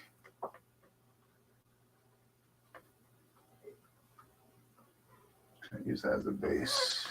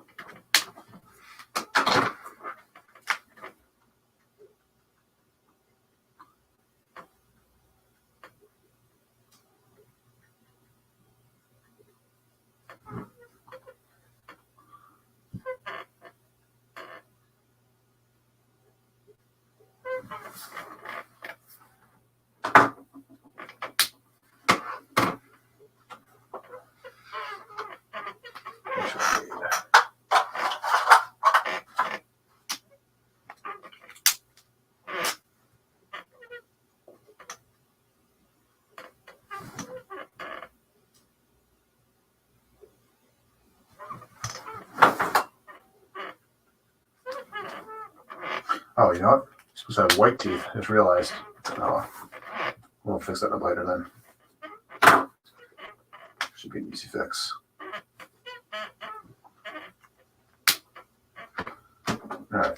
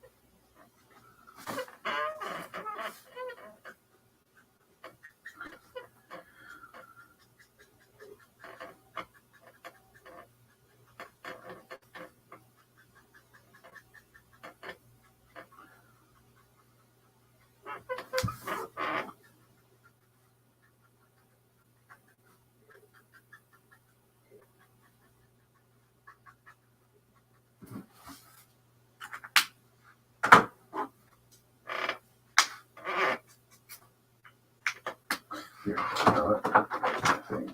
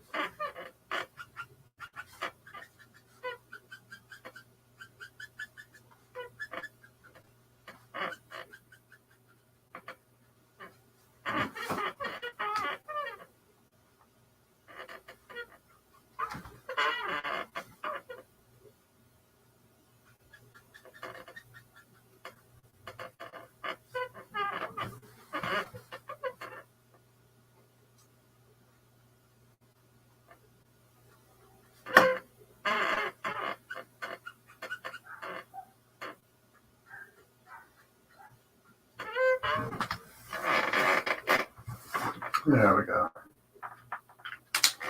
All right. Leave this guy. Not. It's a little.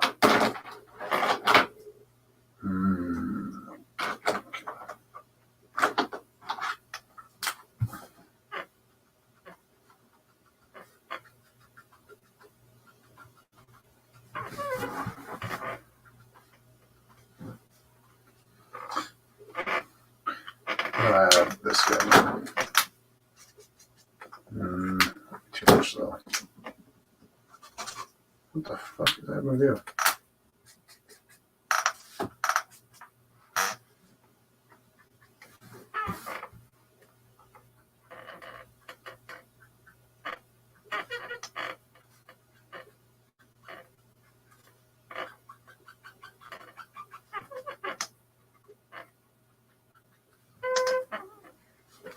It's kind of a reddish sort of pink here.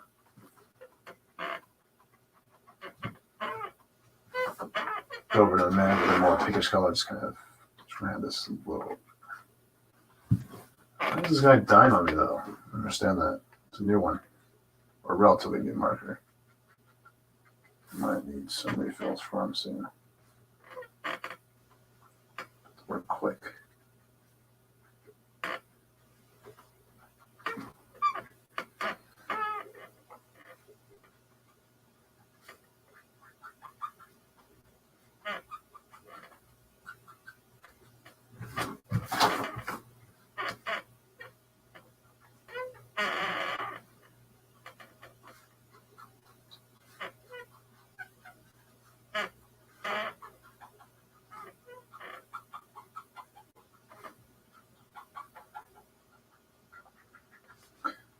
Might need to do some shopping later for our new markers. All right.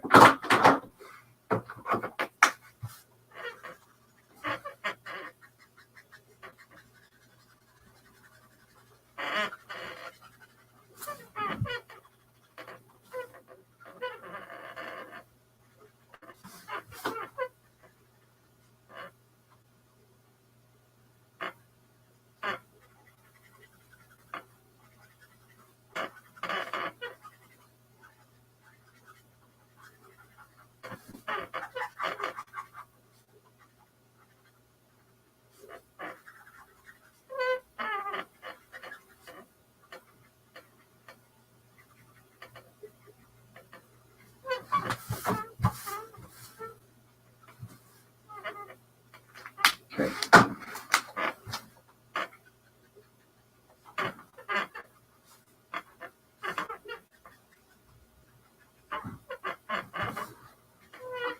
Now I can bring back the purplishness to it.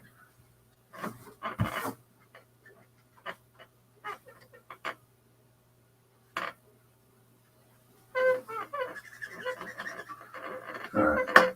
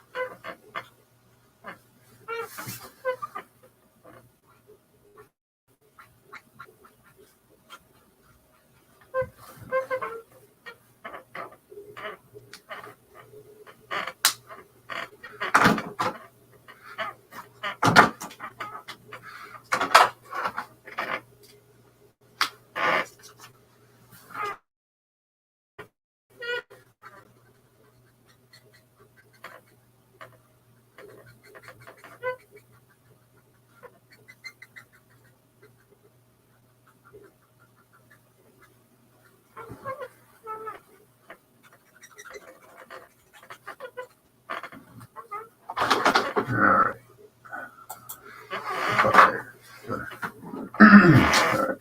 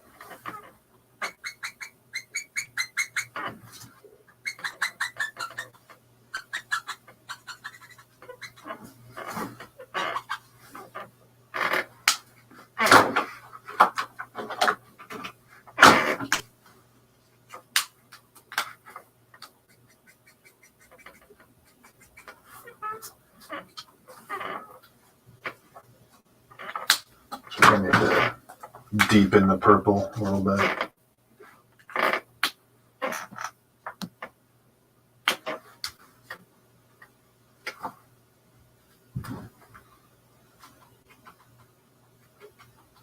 On this road. Yeah, pretty much done here anyways. Almost.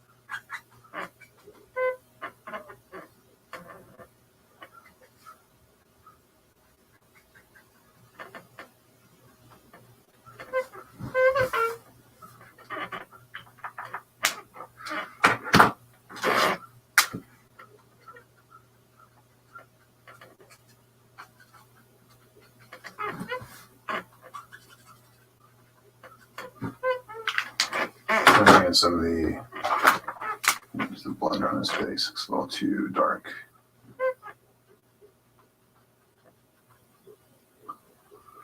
Just want to lighten some areas up here.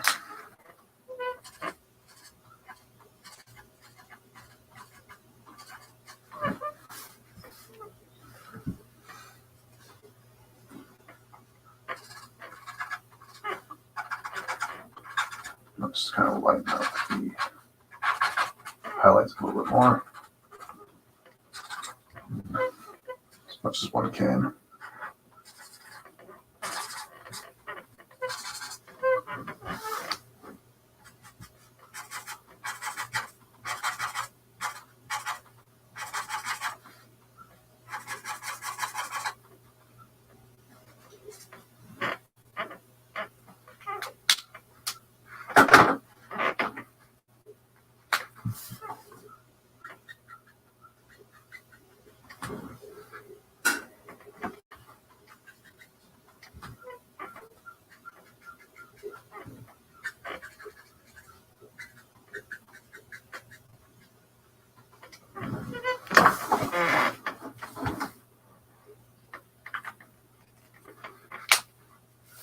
Okay, I'll leave it at that for now. I'll move on to the darker shades here. I'll start by just mapping.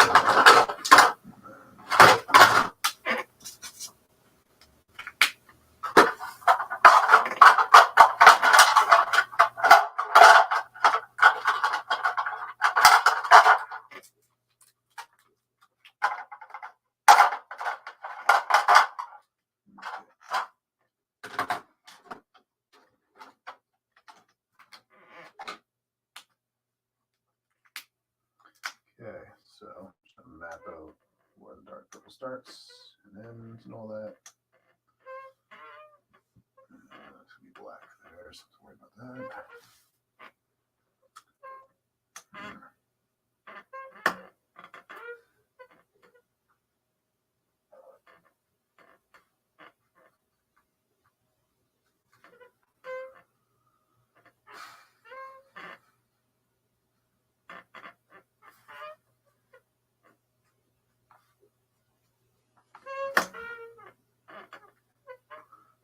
It's mostly in the arms where this color is being used.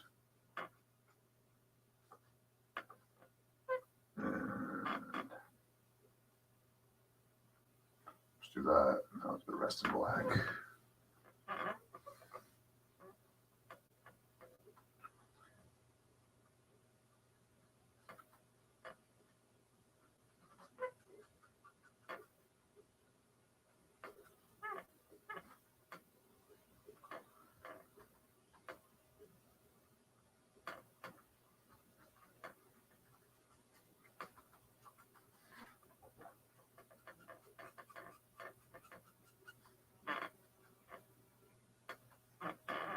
And I want the rest to be black there.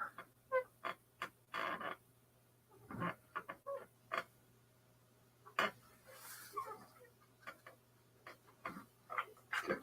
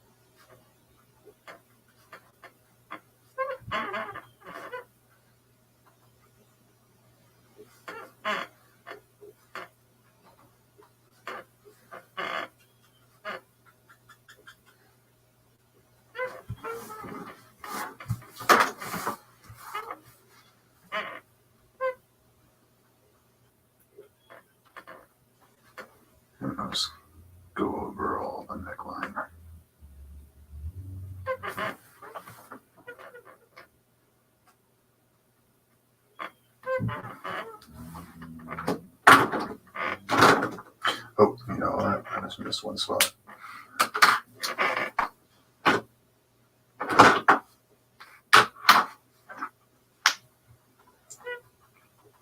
Just a few little bits there. Supposed to be this purple.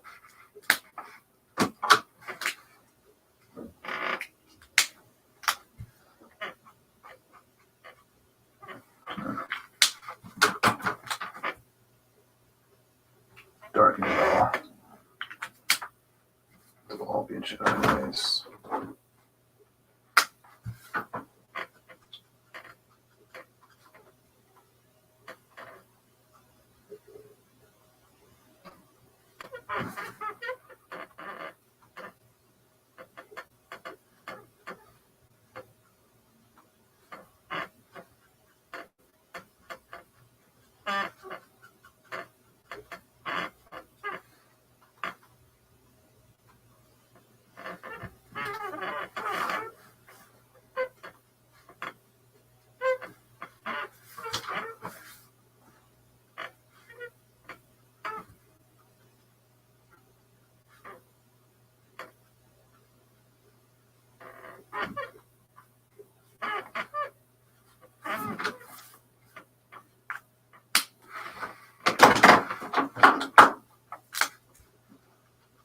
Then, okay. Switch to, trying to think here.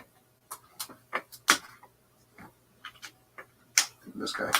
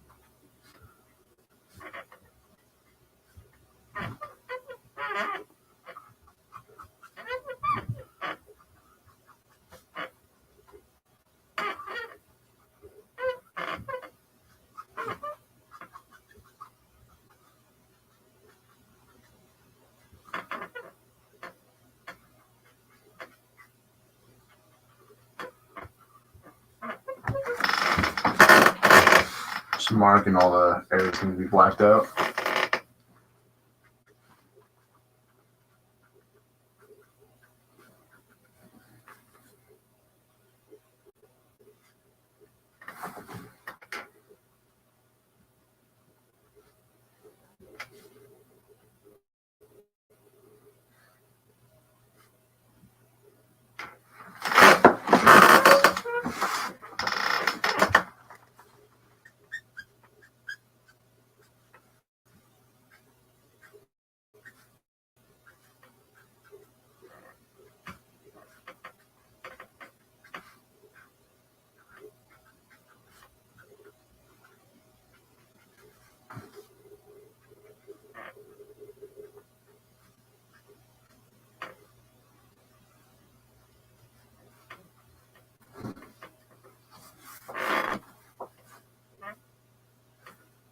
Oh, you know what? I just noticed something. I completely forgot about this sort of back plate on his torso here. I'll do that afterwards. Just noticed that. It's part of like the little, he has like these little, not hooves, but these like kind of like things on his back that kind of stick out. So I'm gonna go back in and fix that. I'll finish up the purple here first.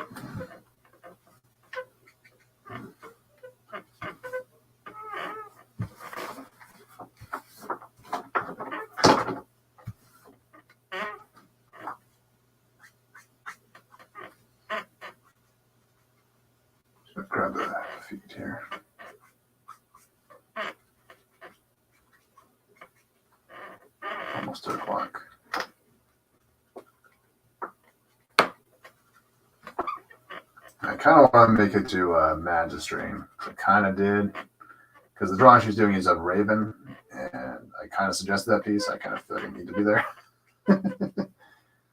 Well, there's Raven, so yeah. I'm a sucker for that character. I'm just gonna use it real quick.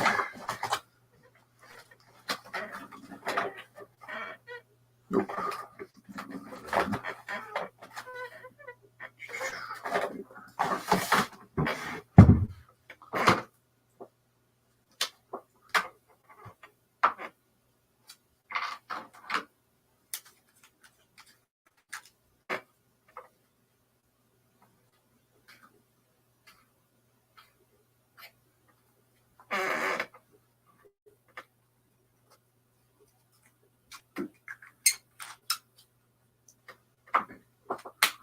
Let that settle. While we're waiting, I get started on the back fin part or whatever. Right behind him. Just shadow it out. No one's going to notice that too much, so not a big deal.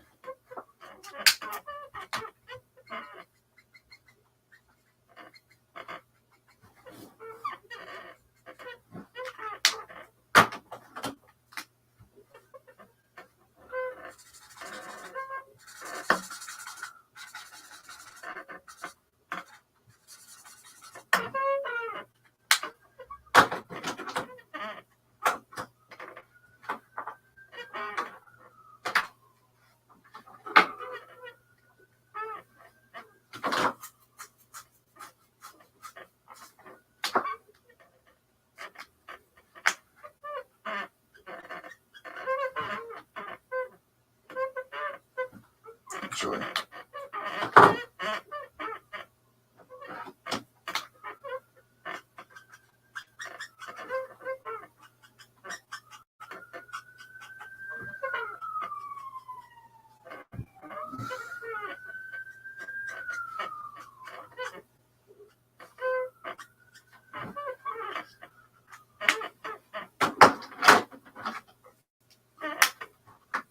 Hey, Corey. What's going on, man? Thank you. Yeah. So we're redoing the Beast Wars Megatron I did a couple years ago because our buddy on Twitter wanted it. This guy is dying on me, so I can't use this pen. At some point. But our friend on Twitter wanted me to redo this one for him, so that's why we're doing it today. Because I kept putting it off because I was doing because I had to because I was told because he wanted me to do this a couple months ago. However, a lot of things came up. I got sick one week, so I couldn't do anything. Then I had a bunch of streams I was doing, so other things I was working on at the time. So I just decided, fuck it, I'll just do a whole stream with this because I originally didn't want to do a stream with this. Not that I didn't want to draw this character, but it's like I like to do things. I like to do something new every stream, as much as possible. Or rather, if I do the same character I'm drawing at least, I like to do a different character every now and then. But it's like, I'd much rather. But if I'm gonna, redo a character, I at least need to want it to be something different. But with here, it's like I could put this one off, so I was like, yeah, fuck it, we'll just do a stream here. So that's what we got Beast Wars Megatron today.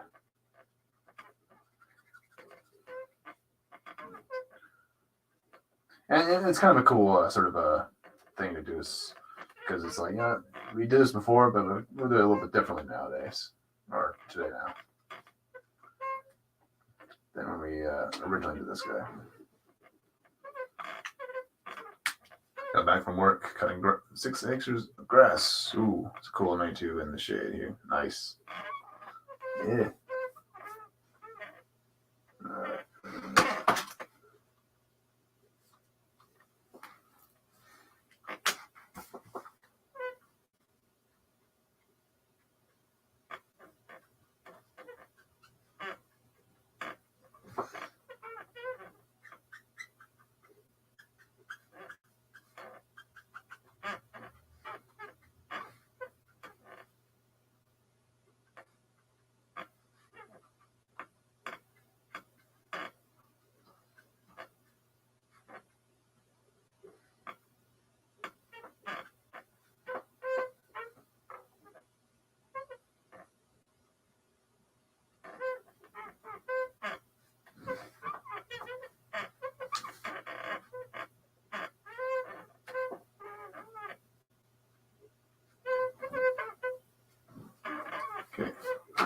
Bit red, yeah. That was me a couple days ago when I went to the fair in town. So my dumb ass forgot to put sunscreen on, so ended up getting burnt pretty bad.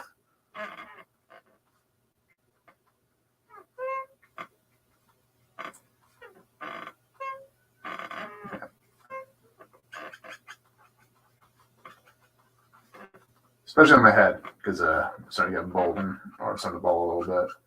So that kind of head kind of hurt for a couple of days.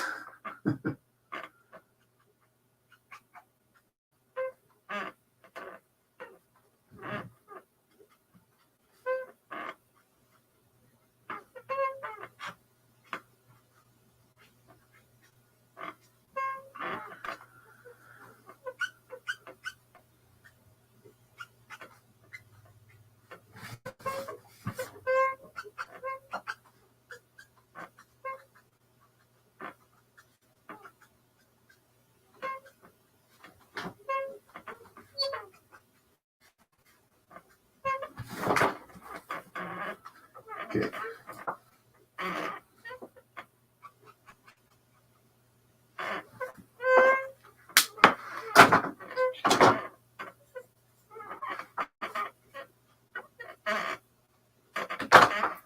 Alright, I'll bring some blacks.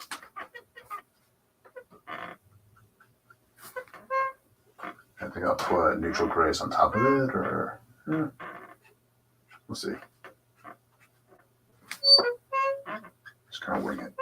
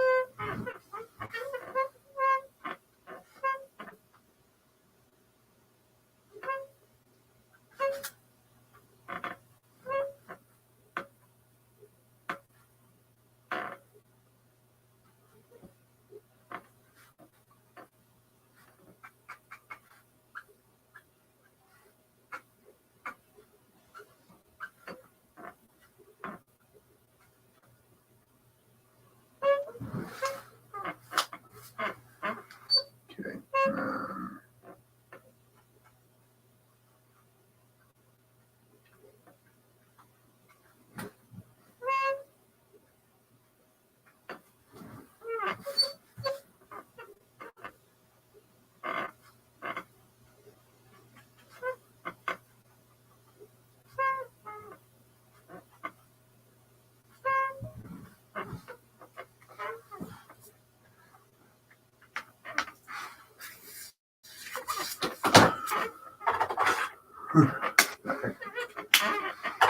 Some neutral grays to kind of tidy that up.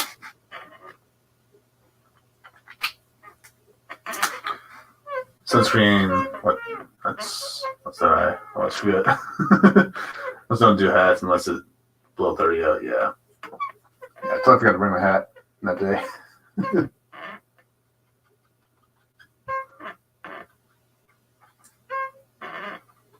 Yeah, it sucked. I don't know what the neutral grays. Hold on. We'll use cool grays. Okay, cooler. Alright. That should be enough.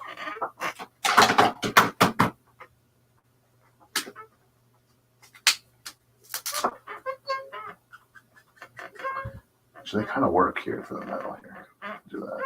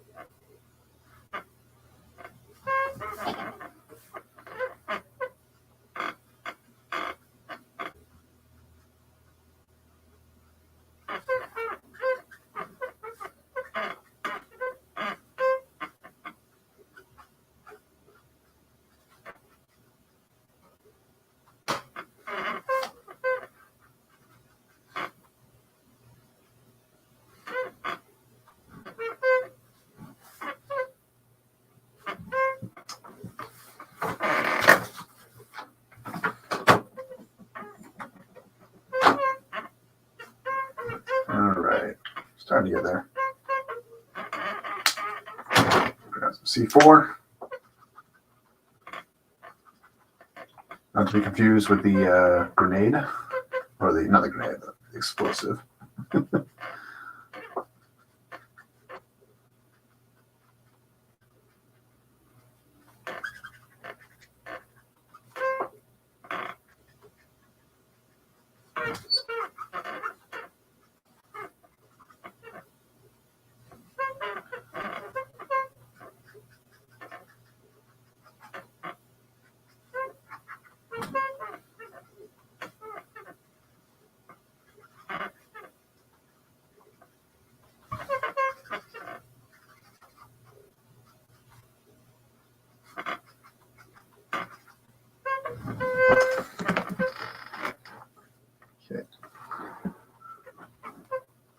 Do the hands for now. I'll have to go back in and make them stand out a bit more later on. Kind of tricky because they're very mechanical looking. It's trickier there. But the hose, can't wait to see that finished. Oh, thank you. Yeah. Oh. Yeah, it's kind of tricky because it's like you have to do 3 different kinds of purple for this guy. You have to do the skin, and then you have to do the sort of more bluish sort of purple, like the darker shade, and then you have to do the metallic stuff. So it's kind of a very tricky thing, but yeah, I think it's turned out all right. I really wish I could have the original piece in my hand. That way I can just kind of show the difference between this and the original version I did.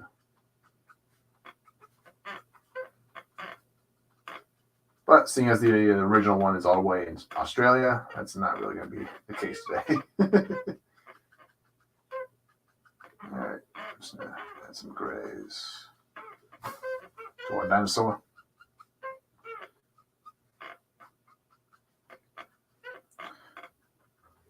You know, I almost want to do Dinobot speed, like all the Dinobots and like the Dinobot modes. I think that'd be really cool at some point. So we did the Grimlock last, I think January was when we did the Grimlock, if I'm not mistaken.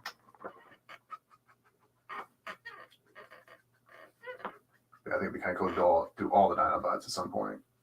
A cool little group shot.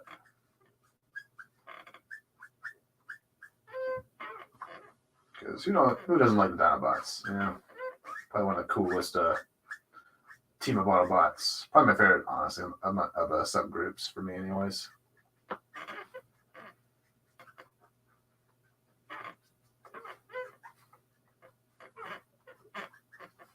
So they're dinosaurs, they're robots, and they're rebellious. So it's just like all the coolest elements of a superhero character or whatever rolled into one. It's like, yeah, can't go wrong there.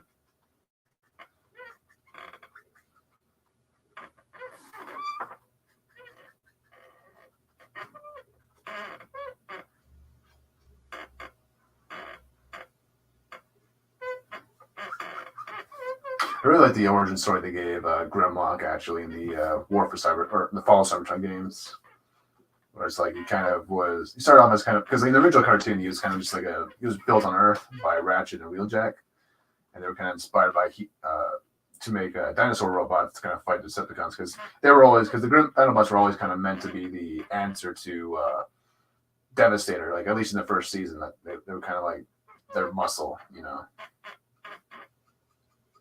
However, and they kind of gave them, they were kind of like very, very simple minded. So they talked like caveman a little bit. So they weren't really all that smart.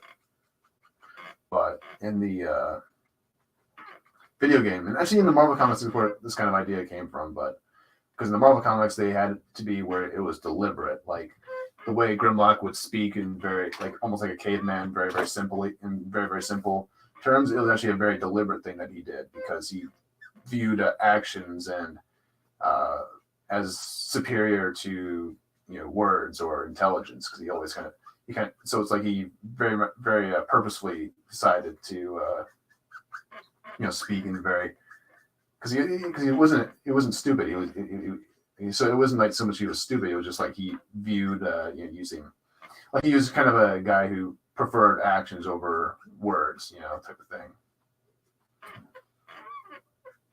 And he found that, and he kind of decided that, you know, all, you know, talking and you know, intelligence and all that is kind of a waste of time or whatever.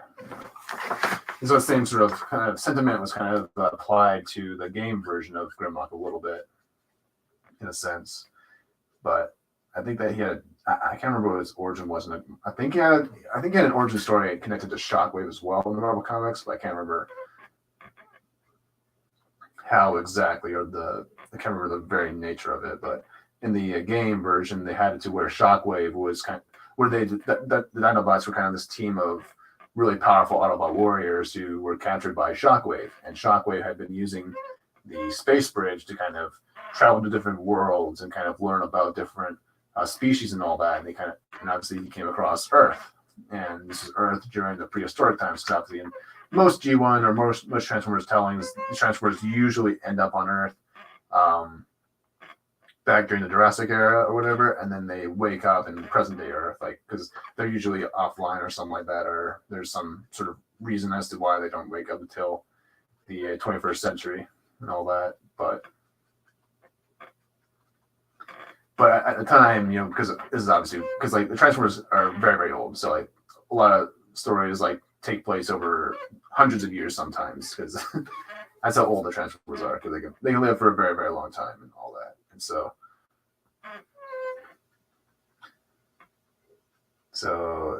yeah, so in the game, basically they kind of, what happened to Grimlock in that game was he basically had his memory, well, not his memories, but he had his brain was kind of messed with, and so that's what kind of led to him, because Shockwave basically rewrote his I guess his circuitry into where his body sort of was more focused on physicality and being a brute and all that, and so in doing so he kind of messed with his brain a bit, and that's why he kind of has trouble like speaking. There's like one part where he's actually kind of stuttering and having a hard time trying to say a few words sometimes, like really big words and stuff like that.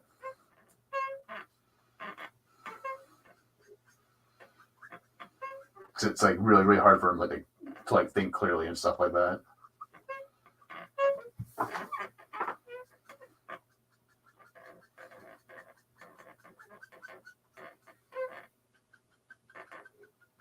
But yeah, that was like the best like part of the game. We actually have to play as Grimlock.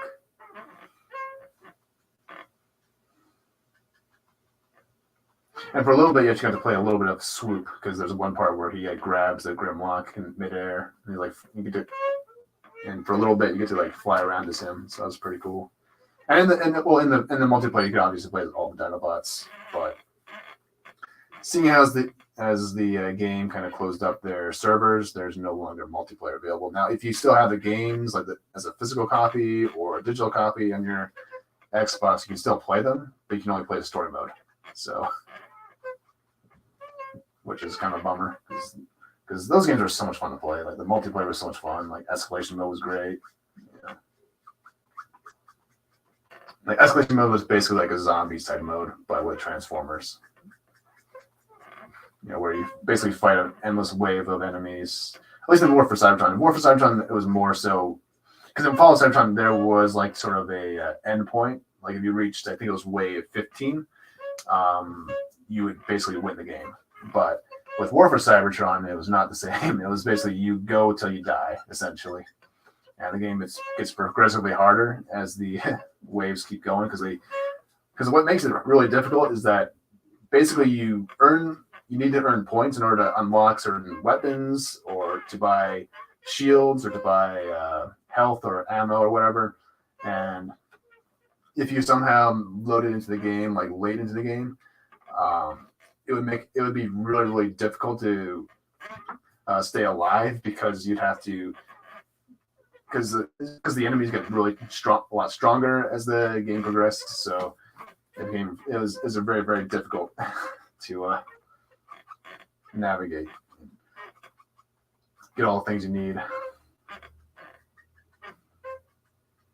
But it was like, but at the same time, it was a lot of fun. Like it's just like it was nuts, but all in the right way, you know.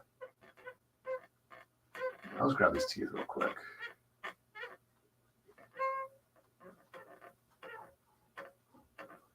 All right. So use warm grays. I think that made the most sense for the teeth here.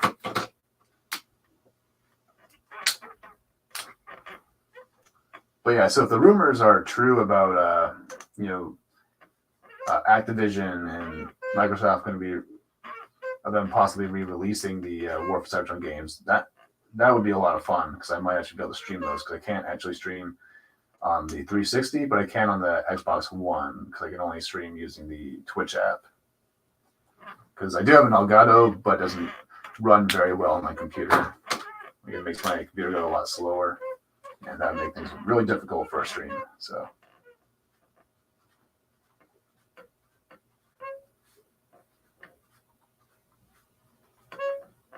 okay. All right.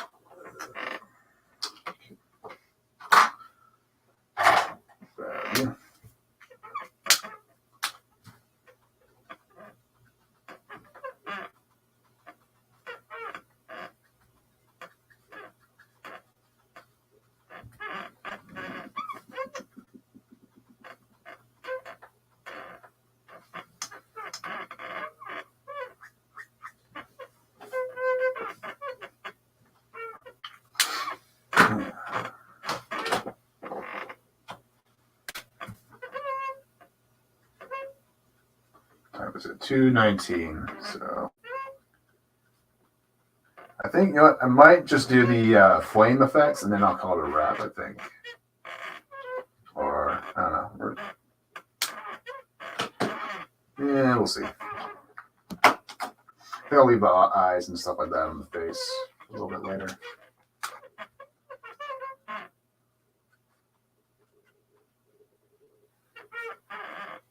Oh, cheers to Squeaky. So annoying. All right.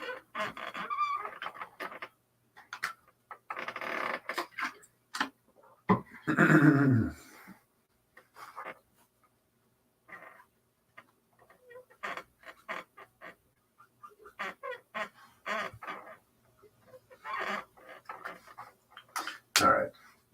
Just kind of want to take a break from the overall body. So just kind of call a wrap for the body here, and then I think we'll just do the flame effect, like from the volcano as well as from the T-Rex, and then I think we'll call it a wrap. You know, and I guess tomorrow I'll probably start, or maybe later tonight I'll probably work on the background. Yeah. palette. Just gonna grab my reds and oranges. And those.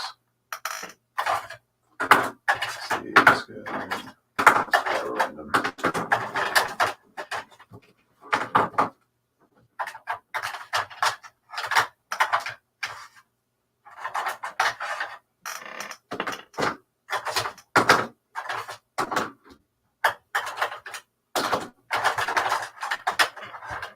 Okay.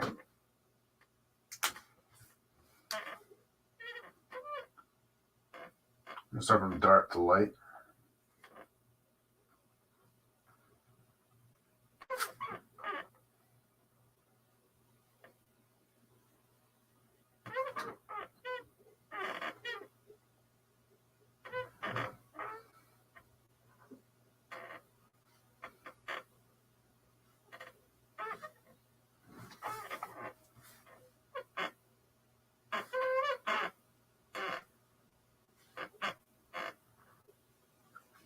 I'm gonna draw a little bit differently than I did it last time.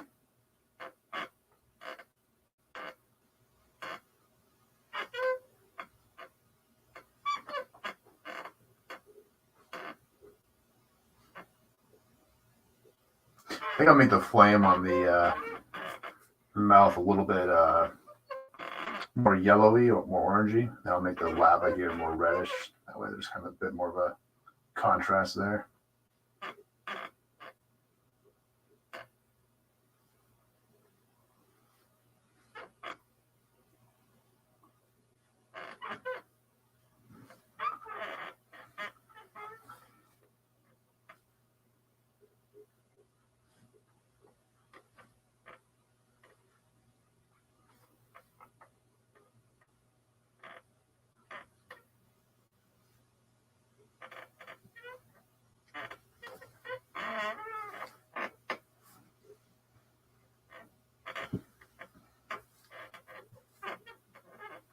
I'll grab these flames.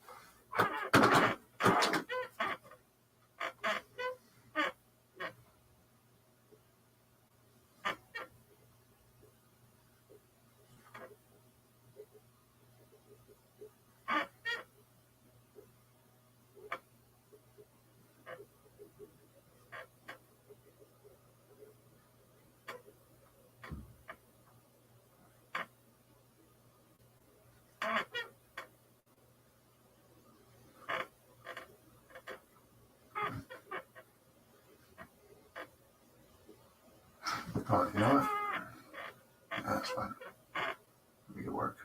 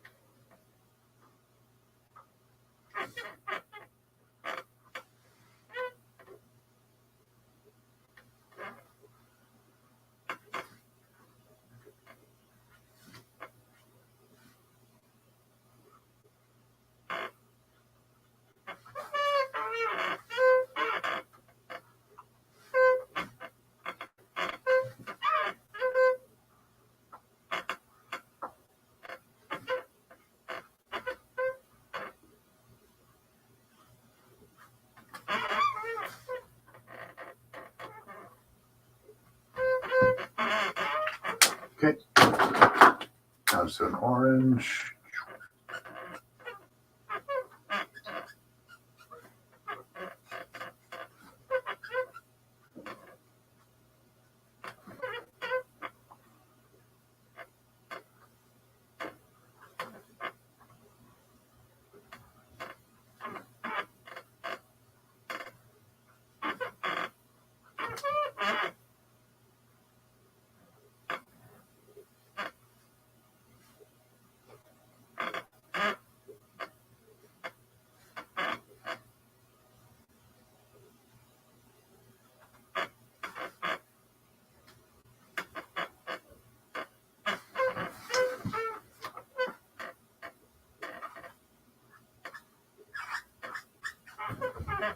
We'll just add a little bit of a sort of glow onto the feet. That way it looks a little more realistic. I'll add a little bit to the ground as well. Obviously, we'll go back in with some browns and stuff to kind of tidy it up, but we'll just add an extra little effect there.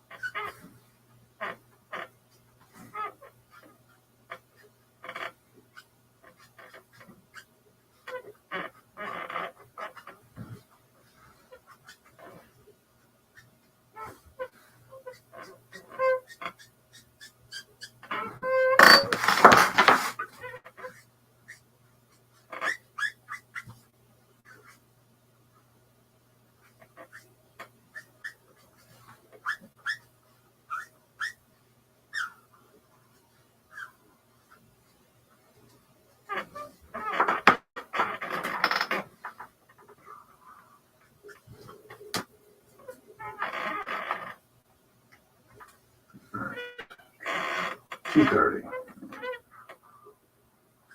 Hopefully I get these flames done. At least these ones.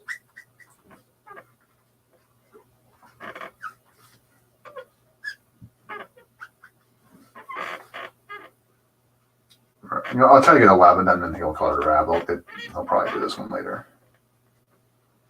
Just sure we'll get to finish it all in time because I gotta go do a few things.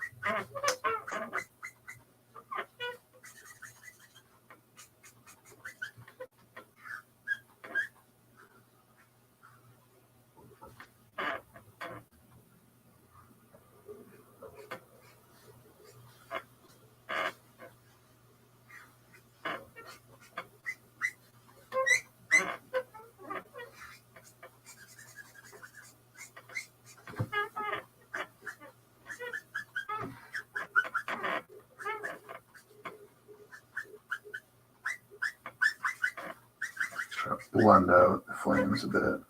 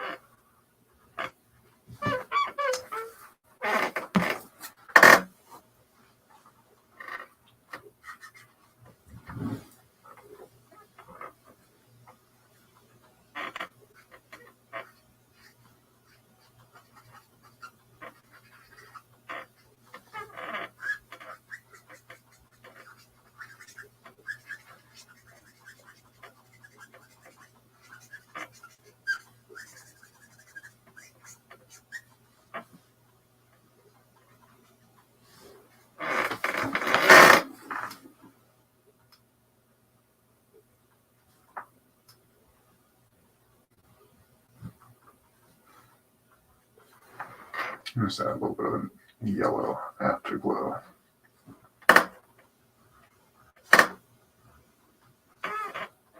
Now these will probably be covered up once I get all the browns in, but it adds a little bit extra detail.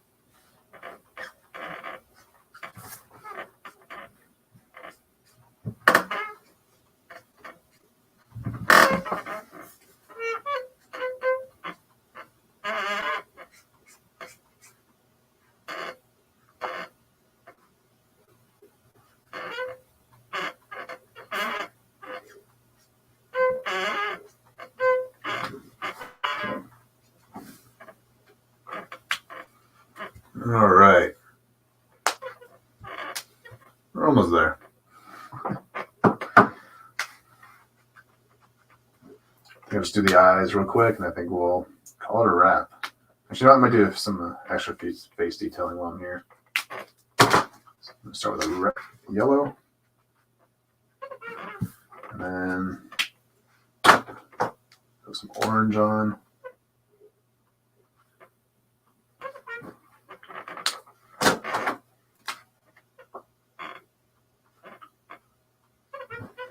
And a little bit of red.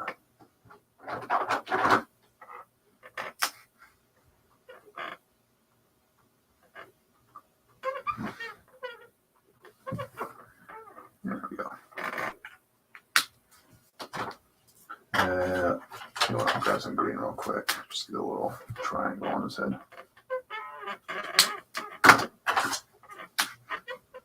Not triangle, diamond, whatever. Diamond shape, whatever.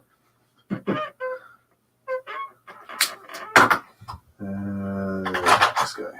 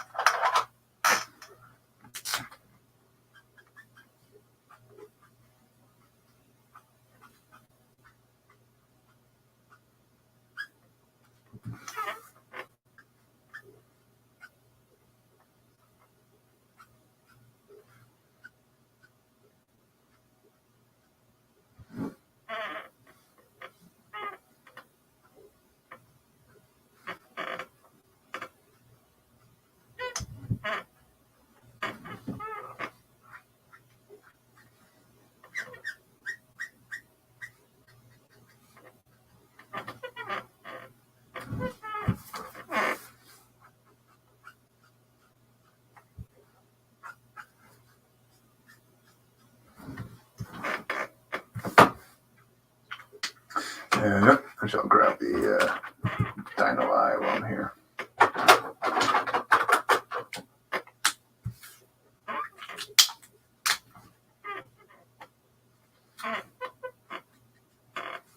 Yellow.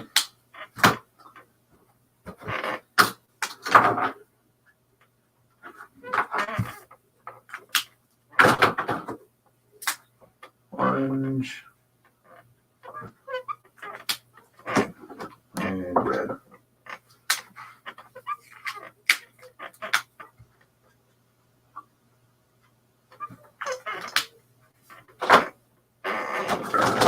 Darker shade.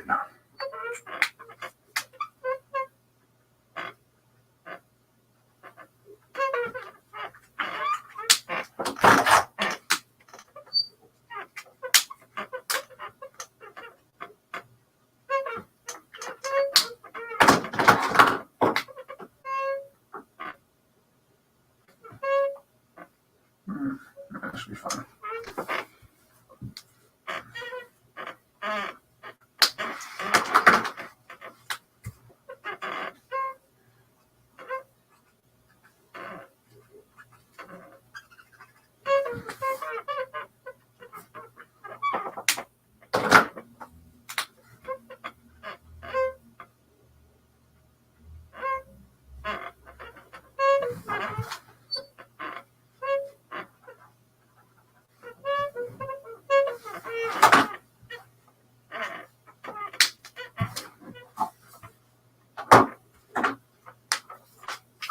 All right, I think it's going to wrap it up for this stream. Yeah, obviously I didn't get to finish all of it, but I got a good chunk done. So, yeah. So, next weekend, I'm probably going to do either Starfire or Blackfire. I think I'm going to do Raven for my birthday stream because that's my favorite Teen Titans girl. So, you know what? We'll do that on my birthday. So, I'll probably do either Blackfire or Starfire, depending on which one I get the inks done on first. So on that note, and obviously I'll finish this up probably later tonight or tomorrow, and then post on Twitter, and maybe I'll show like a comparison because I still think I still have a picture of the original Beast Wars Megatron that I did. So thank you, Power. Thank you, Mrs. Thank you to everyone that showed up. Corey, Mrs. Power, Mr. Angel, Dadman, and Stig. It's always good to see you guys.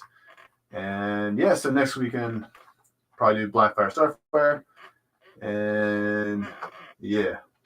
Then probably next month, I might be doing another diorama stream. Or a series of streams, rather. So, but we'll see. We'll see. But on that note, let's find us a clip. It's not fun. See.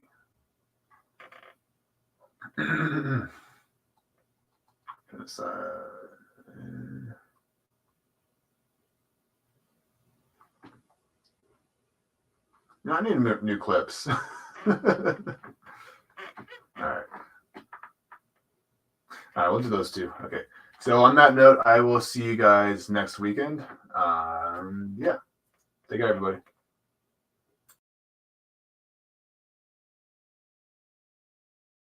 Optimus Prime's gonna kick your ass! I'm going to beat the shit out of Optimus Prime, and then I'll do the same to you, Bumblebee!